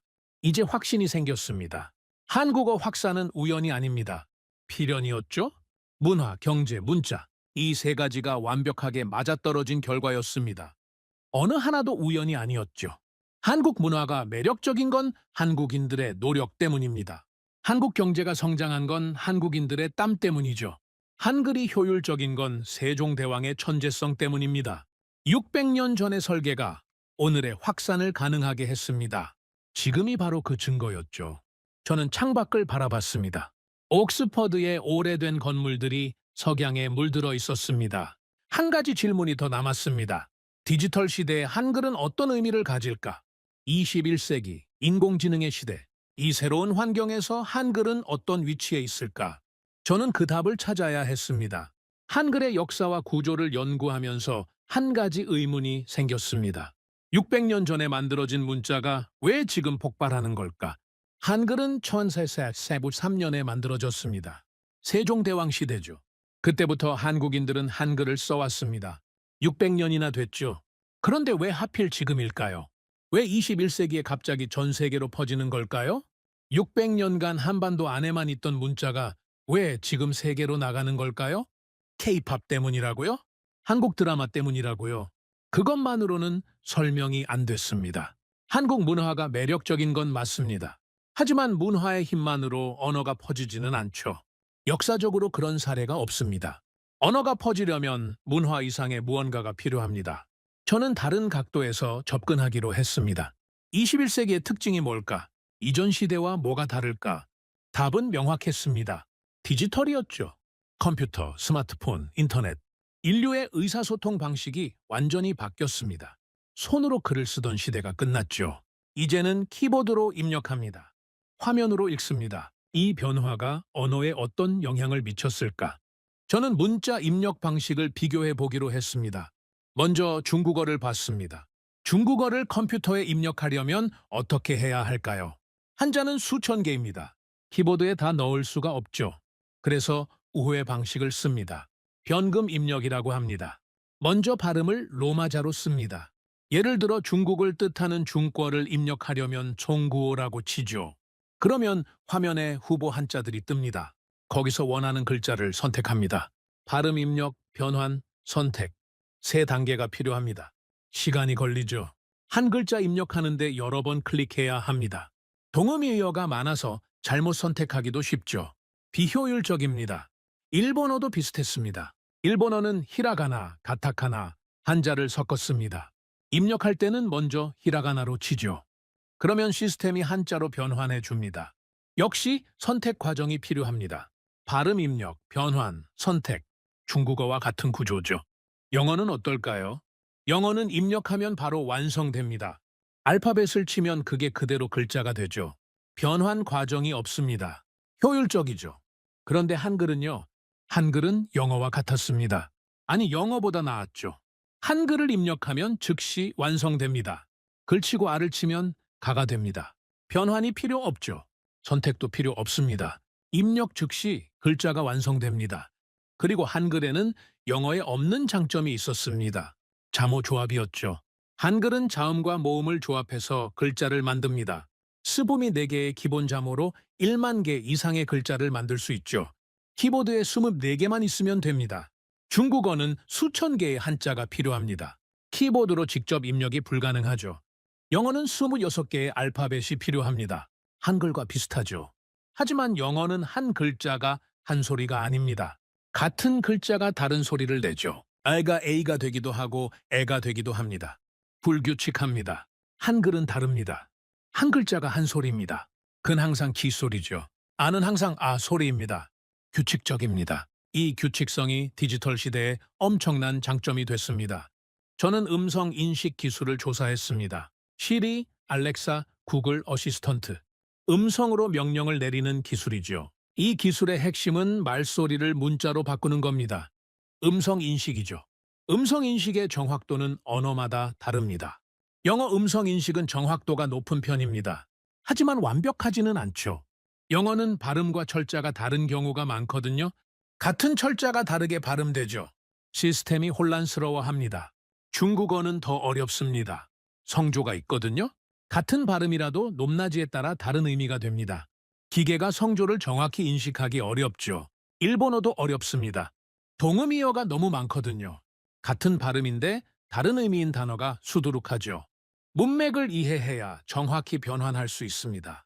그런데 한국어는 달랐습니다. 한글은 소리와 글자가 1대1로 대응합니다. 들리는 대로 쓰면 됩니다. 기계 입장에서 가장 처리하기 쉬운 구조죠.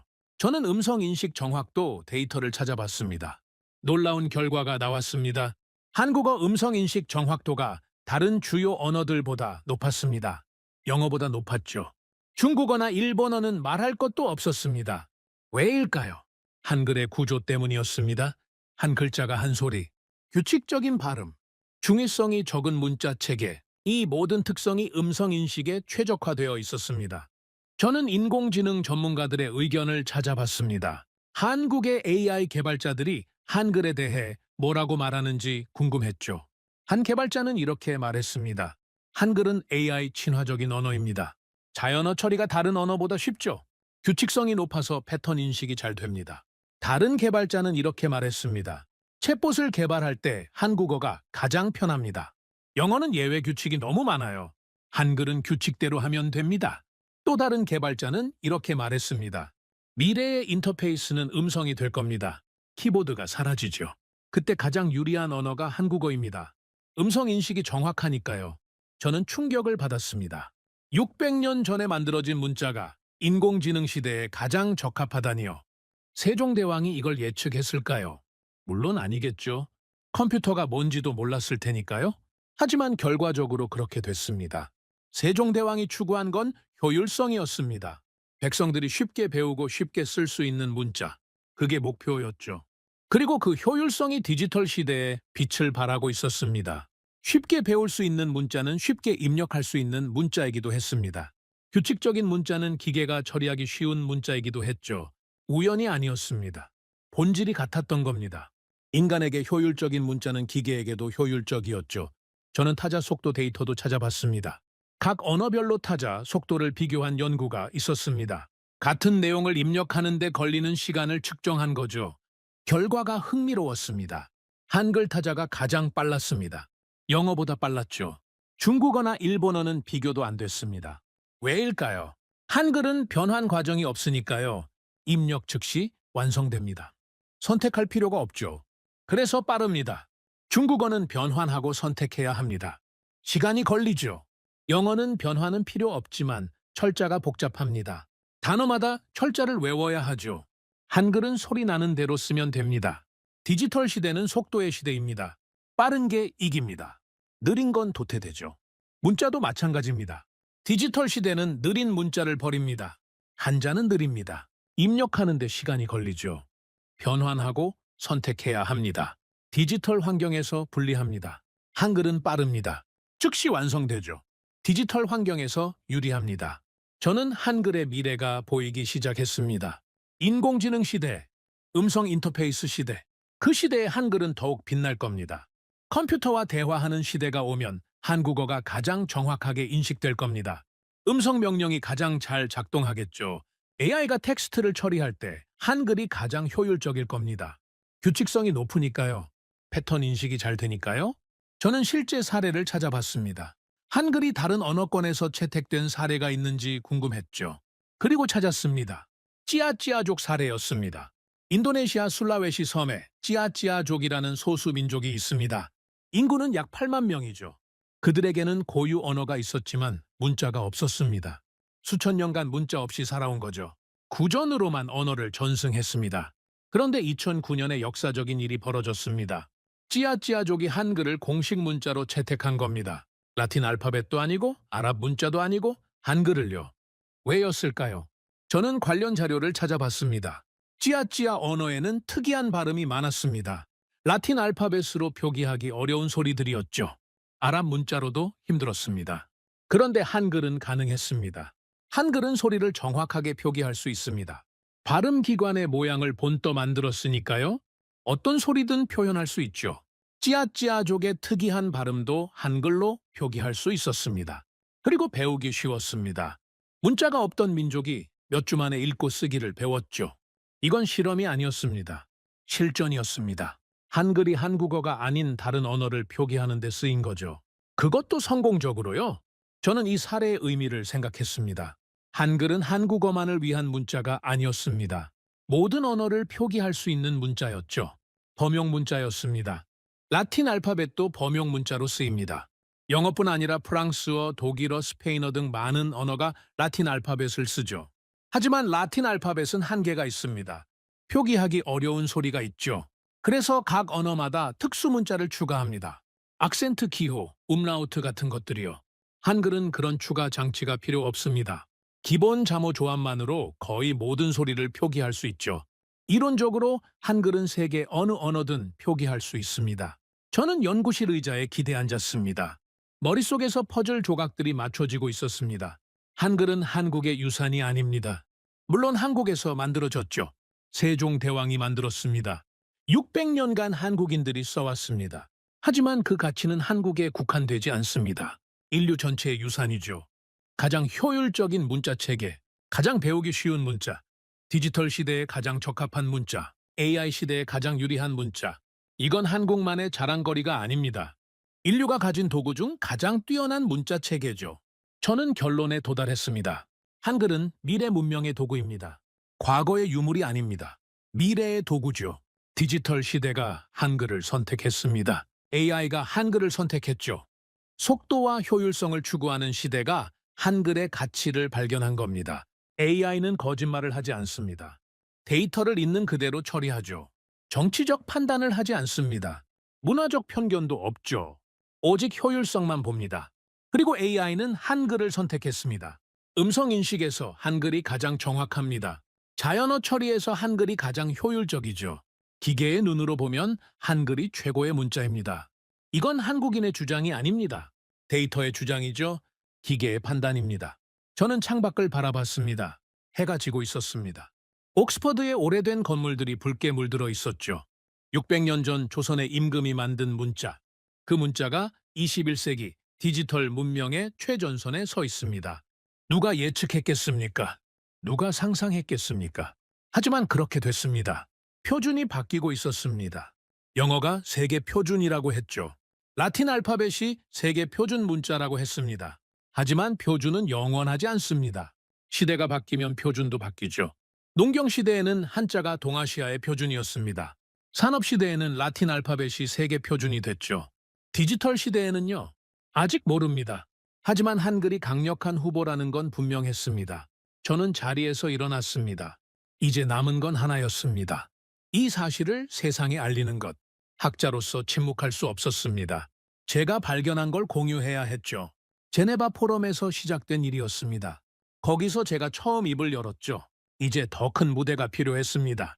연구 결과를 정리한 뒤 저는 조용히 지내려고 했습니다. 학자는 연구를 합니다. 논문을 쓰죠. 학술지에 발표합니다. 그게 전통적인 방식이죠. 저도 그렇게 하려고 했습니다. 한국어 확산에 대한 논문을 쓰고 동료 심사를 거쳐 학술지에 게재하고 그게 계획이었습니다. 하지만 세상이 저를 가만두지 않았습니다. 제네바 포럼에서 있었던 일이 소문이 났습니다. 중국 교수와의 충돌이요. 뒷줄에서 일어나 반박한 영국 교수 이야기가 퍼졌죠. 처음에는 학계 내부에서만 이야기됐습니다. 동료들이 이메일을 보내왔죠. 그날 무슨 일이 있었는지 물었습니다. 저는 간단히 설명했습니다. 데이터가 잘못됐길래 지적했다. 그게 전부라고요. 그런데 이야기가 커졌습니다. 누군가 그날 포럼 영상을 온라인에 올렸습니다. 제가 일어나서 발언하는 장면이었죠. 영상은 빠르게 퍼졌습니다. 한국에서 특히 화제가 됐죠. 영국 교수가 중국 교수에게 반박했다. 한국어는 유행이 아니라고 말했다. 한국 언론들이 기사를 썼습니다. 댓글이 수천 개씩 달렸죠. 저는 당혹스러웠습니다. 그냥 학자로서 당연한 일을 한 건데요. 잘못된 데이터를 지적한 것뿐인데요. 그게 왜 이렇게 큰 뉴스가 되는 건지 이해가 안 됐습니다. 하지만 이해하게 됐습니다. 한국인들에게 그 장면은 의미가 달랐습니다. 외국인 학자가, 그것도 영국의 명문대 교수가 중국의 폄훼에 맞서 한국을 변호한 거였죠. 그들에게는 상징적인 장면이었습니다. 인터뷰 요청이 쏟아졌습니다. 한국 언론들이 연락해 왔습니다. 영국 언론도 관심을 보였죠. 심지어 미국 언론까지. 모두 같은 질문을 했습니다. 교수님, 정말 한국어가 새로운 표준이 될 수 있습니까? 저는 처음에는 거절했습니다. 인터뷰는 제 스타일이 아니었죠. 저는 강의실과 연구실에서 일하는 사람입니다. 카메라 앞에 서는 건 불편했습니다. 하지만 요청이 계속됐습니다. 특히 한 요청이 눈에 들어왔습니다. 영국의 공영방송에서 온 거였죠. 국제 뉴스 프로그램이었습니다. 언어의 미래에 대한 특집을 준비하고 있다고 했습니다. 제가 연구한 내용을 공유해 달라고요. 저는 고민했습니다. 학자는 대중 앞에 서는 걸 꺼립니다. 복잡한 연구 내용이 단순화되는 게 싫거든요. 뉘앙스가 사라지죠. 오해가 생깁니다. 하지만 다른 생각도 들었습니다. 제네바 포럼에서 침묵했다면 어땠을까요? 중국 교수의 왜곡된 주장이 그대로 통했겠죠. 아무도 반박하지 않았으니까요. 지금도 마찬가지 아닐까요? 제가 발견한 사실을 침묵 속에 묻어두면 어떻게 되겠습니까? 한국어 확산에 대한 오해가 계속되겠죠. 일시적 유행이라는 프레임이 유지되겠죠. 학자의 의무는 뭘까요? 연구만 하는 게 아닙니다. 연구 결과를 사회와 공유하는 것도 의무죠. 특히 중요한 발견이라면요. 사회적으로 의미 있는 내용이라면요. 저는 결심했습니다. 인터뷰를 수락했습니다. 며칠 후 런던의 방송국 스튜디오에 갔습니다. 조명이 눈부셨죠. 카메라가 여러 대 있었습니다. 긴장됐습니다. 하지만 마이크가 켜지자 긴장이 사라졌습니다. 32년간 강단에 서온 경험이 도움이 됐죠. 학생들 앞에서 말하는 것과 크게 다르지 않았습니다. 다만 학생 대신 카메라가 있을 뿐이었죠. 진행자가 질문했습니다. 교수님, 한국어 확산이 화제입니다. 정말 한국어가 세계적인 언어가 될 수 있을까요? 저는 잠시 생각했습니다. 그리고 대답했죠. 한국어는 이미 세계적인 언어가 되고 있습니다. 문제는 될 수 있느냐가 아닙니다. 이미 되고 있느냐죠? 그리고 대답은 예입니다. 진행자가 다시 물었습니다. 하지만 일부에서는 케이팝 열풍이 식으면 사라질 일시적 현상이라고 합니다. 저는 고개를 저었습니다.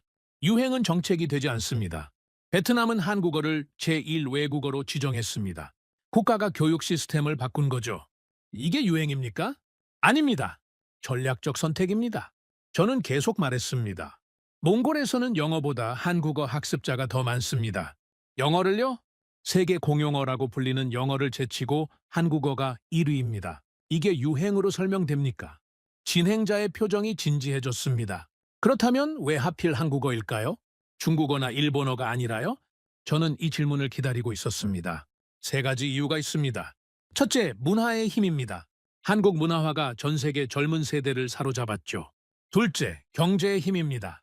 한국어를 하면 더 나은 일자리를 얻을 수 있습니다. 셋째, 가장 중요한 이유입니다. 한글의 효율성이죠. 진행자가 눈썹을 치켜 올렸습니다. 한글이요. 저는 설명했습니다. 한글은 인류 역사상 가장 효율적인 문자 체계입니다. 배우기 쉽습니다. 몇 시간이면 읽을 수 있죠. 디지털 시대에 완벽히 적합합니다. 입력 속도가 빠르고 음성 인식 정확도가 높습니다. 600년 전에 만들어진 문자가 21세기 기술 환경에 최적화되어 있는 겁니다. 인터뷰는 30분간 계속됐습니다. 저는 연구한 내용을 최대한 정확하게 전달하려고 노력했죠.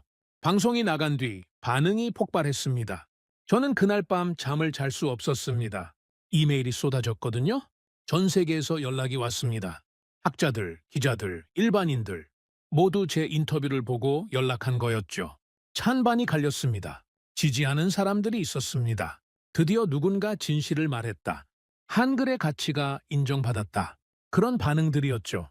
비판하는 사람들도 있었습니다. 과장이다. 영어의 지위는 흔들리지 않는다. 한국어가 세계어가 된다는 건 망상이다. 그런 반응들이었죠. 저는 비판을 예상했습니다. 학계에서는 새로운 주장에 대한 비판이 당연하니까요. 건강한 토론이죠. 하지만 비판의 성격이 점점 달라졌습니다. 학문적 비판이 아니었습니다. 정치적 비판이었죠. 중국에서 반박 기사가 나왔습니다. 영국 교수의 친한 발언은 정치적 의도가 있다. 서방이 중국을 견제하려는 것이다. 그런 논조였죠. 일본에서도 비슷한 반응이 있었습니다. 한류 열풍을 과장하고 있다. 한국어의 영향력은 제한적이다. 그런 주장들이었죠. 저는 씁쓸했습니다. 저는 정치적 의도가 없었습니다. 그냥 데이터를 분석한 거였죠. 연구 결과를 공유한 것뿐이었습니다. 하지만 언어 문제는 언제나 정치화됩니다. 피할 수 없는 거였죠. 그런데 흥미로운 변화가 일어났습니다. 논쟁의 방향이 바뀌기 시작한 거였죠. 처음에는 한국어가 세계어가 될 수 있느냐가 논쟁의 주제였습니다. 가능성에 대한 논쟁이었죠. 그런데 점점 한국어가 언제 세계어가 될 것이냐로 바뀌었습니다. 왜냐가 아니라 언제냐로요. 이건 결정적인 변화였습니다. 가능성을 논쟁한다는 건 아직 인정하지 않는다는 뜻입니다. 하지만 시기를 논쟁한다는 건 이미 인정했다는 뜻이죠. 세계가 인정하기 시작한 겁니다. 한국어 확산이 현실이라는 걸, 일시적 유행이 아니라는 걸, 구조적인 변화라는 걸, 저는 이 변화를 지켜보면서 묘한 감정을 느꼈습니다. 제가 시작한 건 아니었습니다. 한국어 확산은 제가 연구하기 전부터 일어나고 있었죠. 저는 그냥 관찰하고 분석한 것뿐이었습니다. 하지만 제 발언이 촉매제가 된 건 사실이었습니다. 제네바 포럼에서의 반박, 공영방송 인터뷰, 이런 것들이 논쟁에 불을 붙였죠. 사람들이 한국어 확산에 대해 진지하게 생각하기 시작했습니다. 그리고 생각하면 할수록, 데이터를 보면 볼수록 결론은 하나로 수렴했습니다. 한국어는 이미 선택되고 있다. 더 많은 인터뷰 요청이 왔습니다. 학술 강연 초청도 늘었죠. 저는 선별적으로 수락했습니다. 모든 요청에 응할 수는 없었으니까요. 하지만 중요한 자리에는 갔습니다. 유럽언어학회 연례총회. 거기서 기조 연설을 했습니다. 청중은 수백 명의 언어학자들이었죠. 제 동료들이었습니다. 저는 연구 결과를 체계적으로 발표했습니다. 동남아시아의 데이터, 서구권의 데이터, 한글의 구조적 효율성, 디지털 시대와의 적합성, 모든 내용을 학술적으로 정리해서 발표했죠. 발표가 끝난 뒤 박수가 터졌습니다. 질문 시간이 됐습니다. 한 독일 학자가 손을 들었죠. 교수님의 분석에 동의합니다. 하지만 영어의 지위가 단기간에 흔들릴까요? 영어는 너무 깊이 뿌리 내렸습니다. 좋은 질문이었습니다. 저는 대답했죠. 영어의 지위는 당장 흔들리지 않을 겁니다. 영어는 여전히 가장 영향력 있는 언어죠. 하지만 독점은 끝나고 있습니다. 새로운 언어가 올라오고 있죠. 그게 한국어입니다. 10년 후, 20년 후를 보십시오. 지금과는 다른 언어 지도가 펼쳐질 겁니다. 다른 질문들도 이어졌습니다. 날카로운 질문도 있었고 우호적인 질문도 있었죠. 저는 최대한 정확하게 대답하려고 노력했습니다. 학회가 끝난 뒤 여러 학자들이 저에게 다가왔습니다. 흥미로운 연구입니다. 공동 연구를 제안하는 사람도 있었죠. 데이터를 공유하자는 사람도 있었습니다.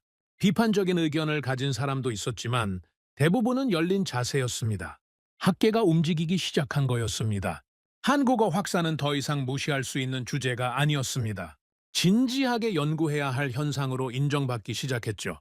저는 호텔 방에 돌아와서 창밖을 바라봤습니다. 결정적 반전이 일어났습니다. 예전에는 한국이 설명하는 쪽이었습니다. 한국어가 왜 중요한지 한국인들이 말해야 했죠. 외국인들은 듣는 쪽이었습니다. 관심 있으면 듣고 없으면 무시했죠. 이제는 달라졌습니다. 세계가 한국어를 분석하기 시작했습니다. 한국이 설명하지 않아도 외국 학자들이 연구하고 있었습니다. 외국 언론이 보도하고 있었죠. 외국 정부가 정책을 검토하고 있었습니다. 주도권이 바뀐 거였습니다. 더 이상 한국이 세계를 설득할 필요가 없었습니다. 세계가 스스로 한국어를 발견하고 있었죠. 이건 언어 역사에서 드문 일이었습니다. 보통 언어는 강제로 퍼집니다. 제국이 식민지의 언어를 강요하죠. 영어가 그랬습니다. 스페인어가 그랬죠? 프랑스어가 그랬습니다. 하지만 한국어는 달랐습니다. 강제가 없었습니다. 한국은 어느 나라도 식민지로 만들지 않았죠. 군대를 보내지 않았습니다. 언어를 강요하지 않았습니다. 그런데도 퍼지고 있었습니다. 사람들이 스스로 선택해서요. 좋아서요. 필요해서요. 자발적 확산이었습니다. 이건 새로운 모델이었습니다. 21세기형 언어 확산이었죠. 강제 대신 매력으로, 총 대신 콘텐츠로, 식민지 대신 인터넷으로. 한국어는 그 첫 번째 사례였습니다. 저는 노트북을 열고 메모를 시작했습니다. 논쟁은 끝났습니다. 한국어 확산이 현실이냐 아니냐는 더 이상 논쟁거리가 아니었습니다. 현실이라는 게 증명됐죠. 이제는 선택의 문제입니다. 각 국가가, 각 개인이 이 현실에 어떻게 대응할 것이냐. 그게 남은 질문이었습니다. 한국어를 배울 것인가? 무시할 것인가? 받아들일 것인가? 저항할 것인가? 그건 각자의 선택이었습니다. 저는 강요할 위치에 있지 않았죠. 하지만 한 가지는 분명했습니다. 세계는 이미 선택하고 있었습니다. 베트남이 선택했습니다. 몽골이 선택했죠. 인도네시아의 찌아찌아족이 선택했습니다. 영국의 10대들이 선택했죠. 미국의 대학생들이 선택했습니다. 일본의 젊은이들까지 선택했습니다. 선택의 물결이 퍼지고 있었습니다. 그리고 그 물결은 막을 수 없었습니다. 정부가 막으려 해도 안 됐습니다. 언론이 폄하해도 안 됐죠. 사람들은 자신에게 유리한 걸 선택합니다. 더 나은 삶을 약속하는 언어를 선택하죠. 한국어는 더 나은 삶을 약속하고 있었습니다. 저는 창밖의 밤하늘을 바라봤습니다. 한국어는 더 이상 질문이 아닙니다. 답이었죠? 미래가 어떤 언어를 선택할 것인가? 그 질문에 대한 답 중 하나가 한국어였습니다. 유일한 답은 아니었습니다. 영어도 여전히 중요하죠. 중국어도 무시할 수 없습니다. 스페인어도 거대한 언어입니다. 하지만 한국어는 분명히 그 답 중 하나였습니다. 그리고 점점 더 중요한 답이 되어가고 있었습니다. 저는 노트북을 닫았습니다. 이제 한 가지만 남았습니다. 미래를 이야기하는 것. 한국어가 만들어낼 세상, 그 세상의 모습을 그려보는 것. 연구를 시작한 지 1년이 지났습니다. 제네바 포럼에서 손을 들었던 그날부터요. 그날 저는 그냥 잘못된 데이터를 지적한 것뿐이었습니다. 그게 여기까지 올 줄은 몰랐죠. 1년 동안 많은 일이 있었습니다. 수십 개의 인터뷰를 했습니다. 여러 나라에서 강연을 했죠. 논문도 발표했습니다. 한국어 확산에 대한 제 연구는 학계에서 인정받기 시작했습니다. 하지만 가장 큰 변화는 제 안에서 일어났습니다. 32년간 언어를 연구해 왔습니다. 언어의 흥망을 지켜봤죠. 라틴어가 어떻게 사라졌는지, 영어가 어떻게 패권을 잡았는지 그런 역사를 공부했습니다. 저는 항상 관찰자였습니다. 이미 일어난 일을 분석하는 사람이었죠. 과거를 연구하는 학자였습니다. 그런데 지금은 달랐습니다. 역사가 눈앞에서 만들어지고 있었습니다. 제가 살아있는 동안, 제가 지켜보는 동안 언어 질서가 바뀌고 있었죠. 이건 학자로서 엄청난 특권이었습니다. 대부분의 역사학자들은 이미 끝난 사건을 연구합니다.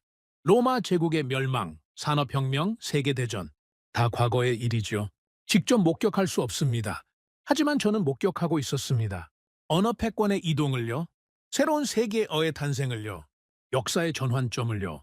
저는 연구실 창가에 서서 생각에 잠겼습니다. 언어의 역사를 돌아봤습니다. 라틴어가 있었습니다. 로마 제국의 언어였죠. 지중해 전역에서 쓰였습니다. 학문의 언어였고, 종교의 언어였고, 권력의 언어였습니다. 로마가 망하자 라틴어도 쇠퇴했습니다. 각 지역의 방언들이 독립했죠.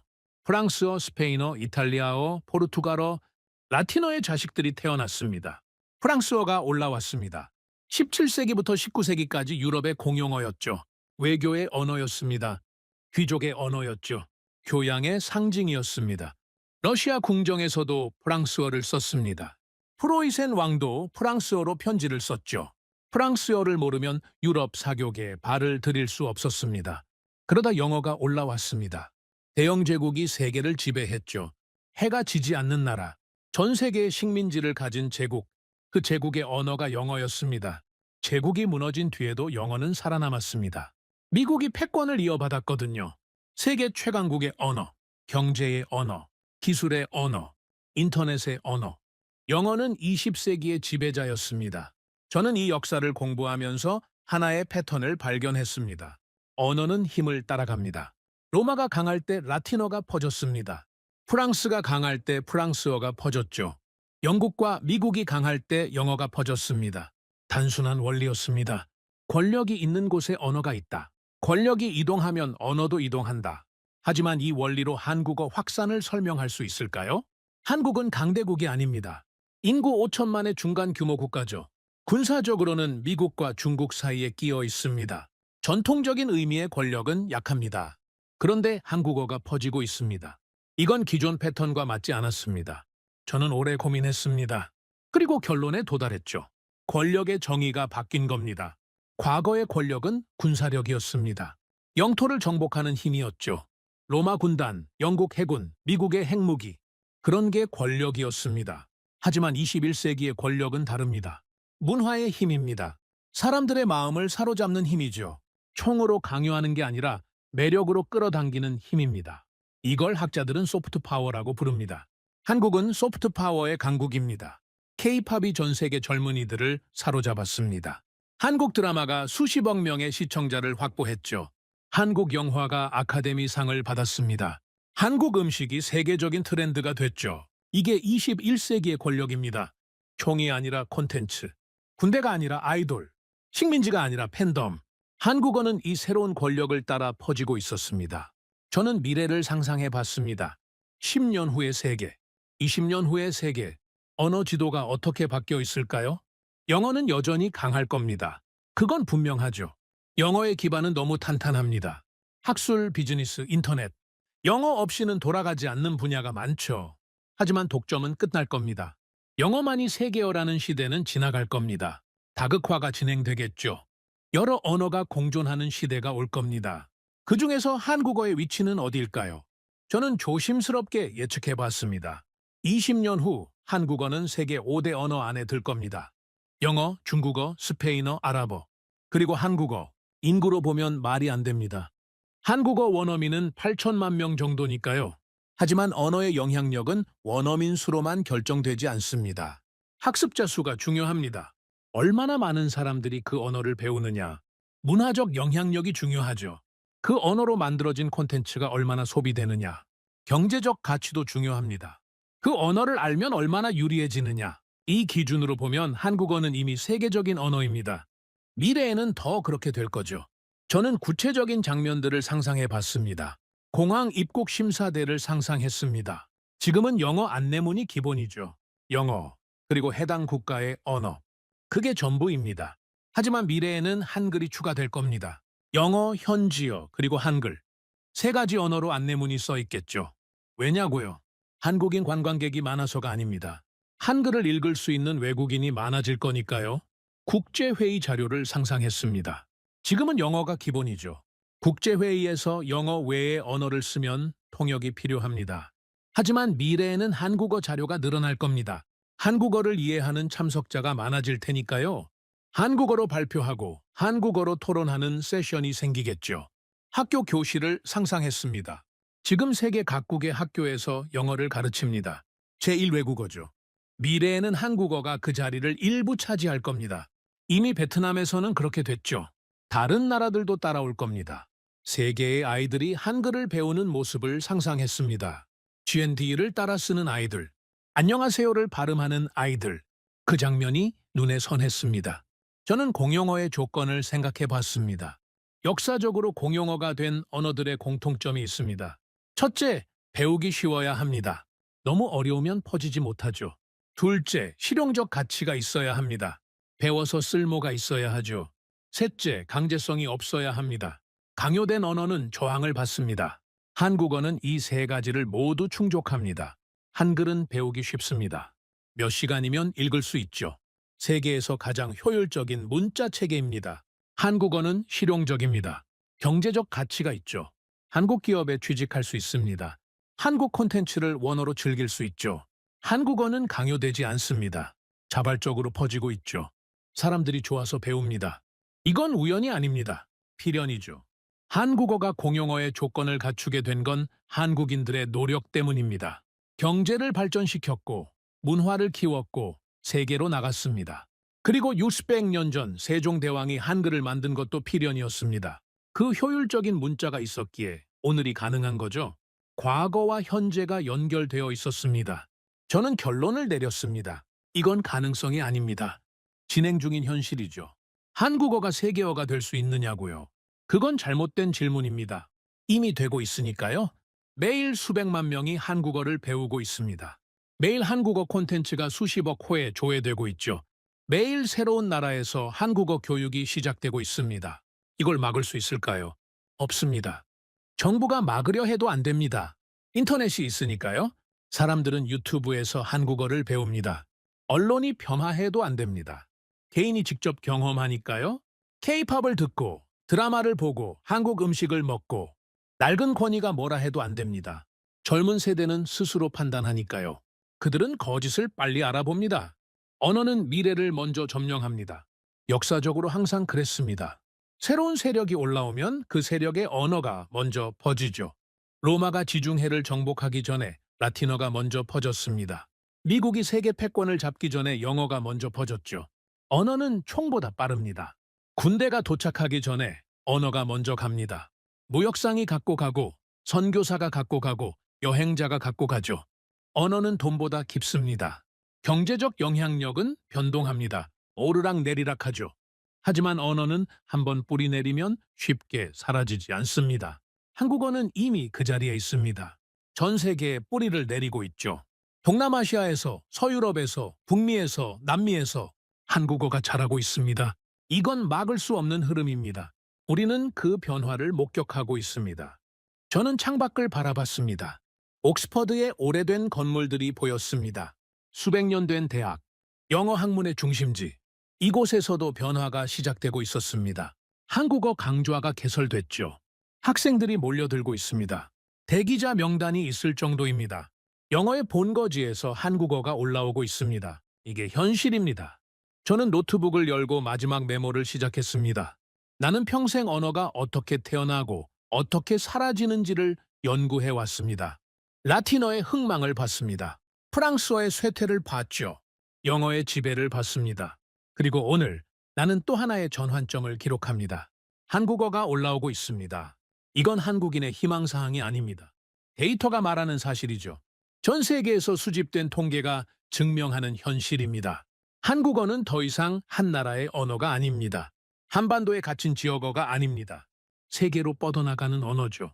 수천만 명이 배우고 수억 명이 접하는 언어입니다. 그것은 미래가 선택한 도구입니다. 디지털 시대가 요구하는 효율성, 인공지능 시대가 필요로 하는 정확성, 세계화 시대가 원하는 접근성. 한국어와 한글은 이 모든 것을 갖추고 있습니다. 이 사실을 인정하는 데 국적은 중요하지 않습니다. 저는 영국인입니다. 한국과 특별한 인연이 없었죠. 한국어를 배운 적도 없습니다. K-팝 팬도 아니었습니다. 하지만 학자로서 진실을 말해야 합니다. 데이터가 가리키는 곳을 인정해야 하죠. 다만 역사를 정직하게 바라볼 용기만 필요할 뿐입니다. 편견을 버리고 데이터를 보면 답이 나옵니다. 낡은 고정관념을 버리고 현실을 보면 보입니다. 한국어는 올라오고 있습니다. 이건 예측이 아닙니다. 이미 일어나고 있는 일입니다. 저는 노트북을 닫았습니다. 창밖으로 해가 지고 있었습니다. 옥스퍼드의 하늘이 붉게 물들어 있었죠. 32년간의 연구 인생에서 이렇게 확신을 가진 적이 없었습니다. 언어의 역사에서 새로운 장이 열리고 있습니다. 그리고 저는 그 역사의 증인입니다. 나는 한국을 좋아해서 이 이야기를 하는 게 아닙니다. 나는 평생 언어의 흥망을 연구해온 학자입니다. 그리고 지금 또 하나의 전환점을 목격하고 있습니다. 이제 받아들일 시간입니다. 오늘의 사연은 여기까지입니다. 구독과 좋아요는 영상 제작에 아주 큰 힘이 됩니다. 지금까지 감동테라스 저는 소희였습니다. 오늘도 우리 구독자님들의 가정에 따뜻한 행복이 가득하시길 진심으로 바라겠습니다. 긴 영상 끝까지 시청해주셔서 정말 감사합니다. 내일 더 좋은 이야기로 찾아뵙겠습니다. 감사합니다.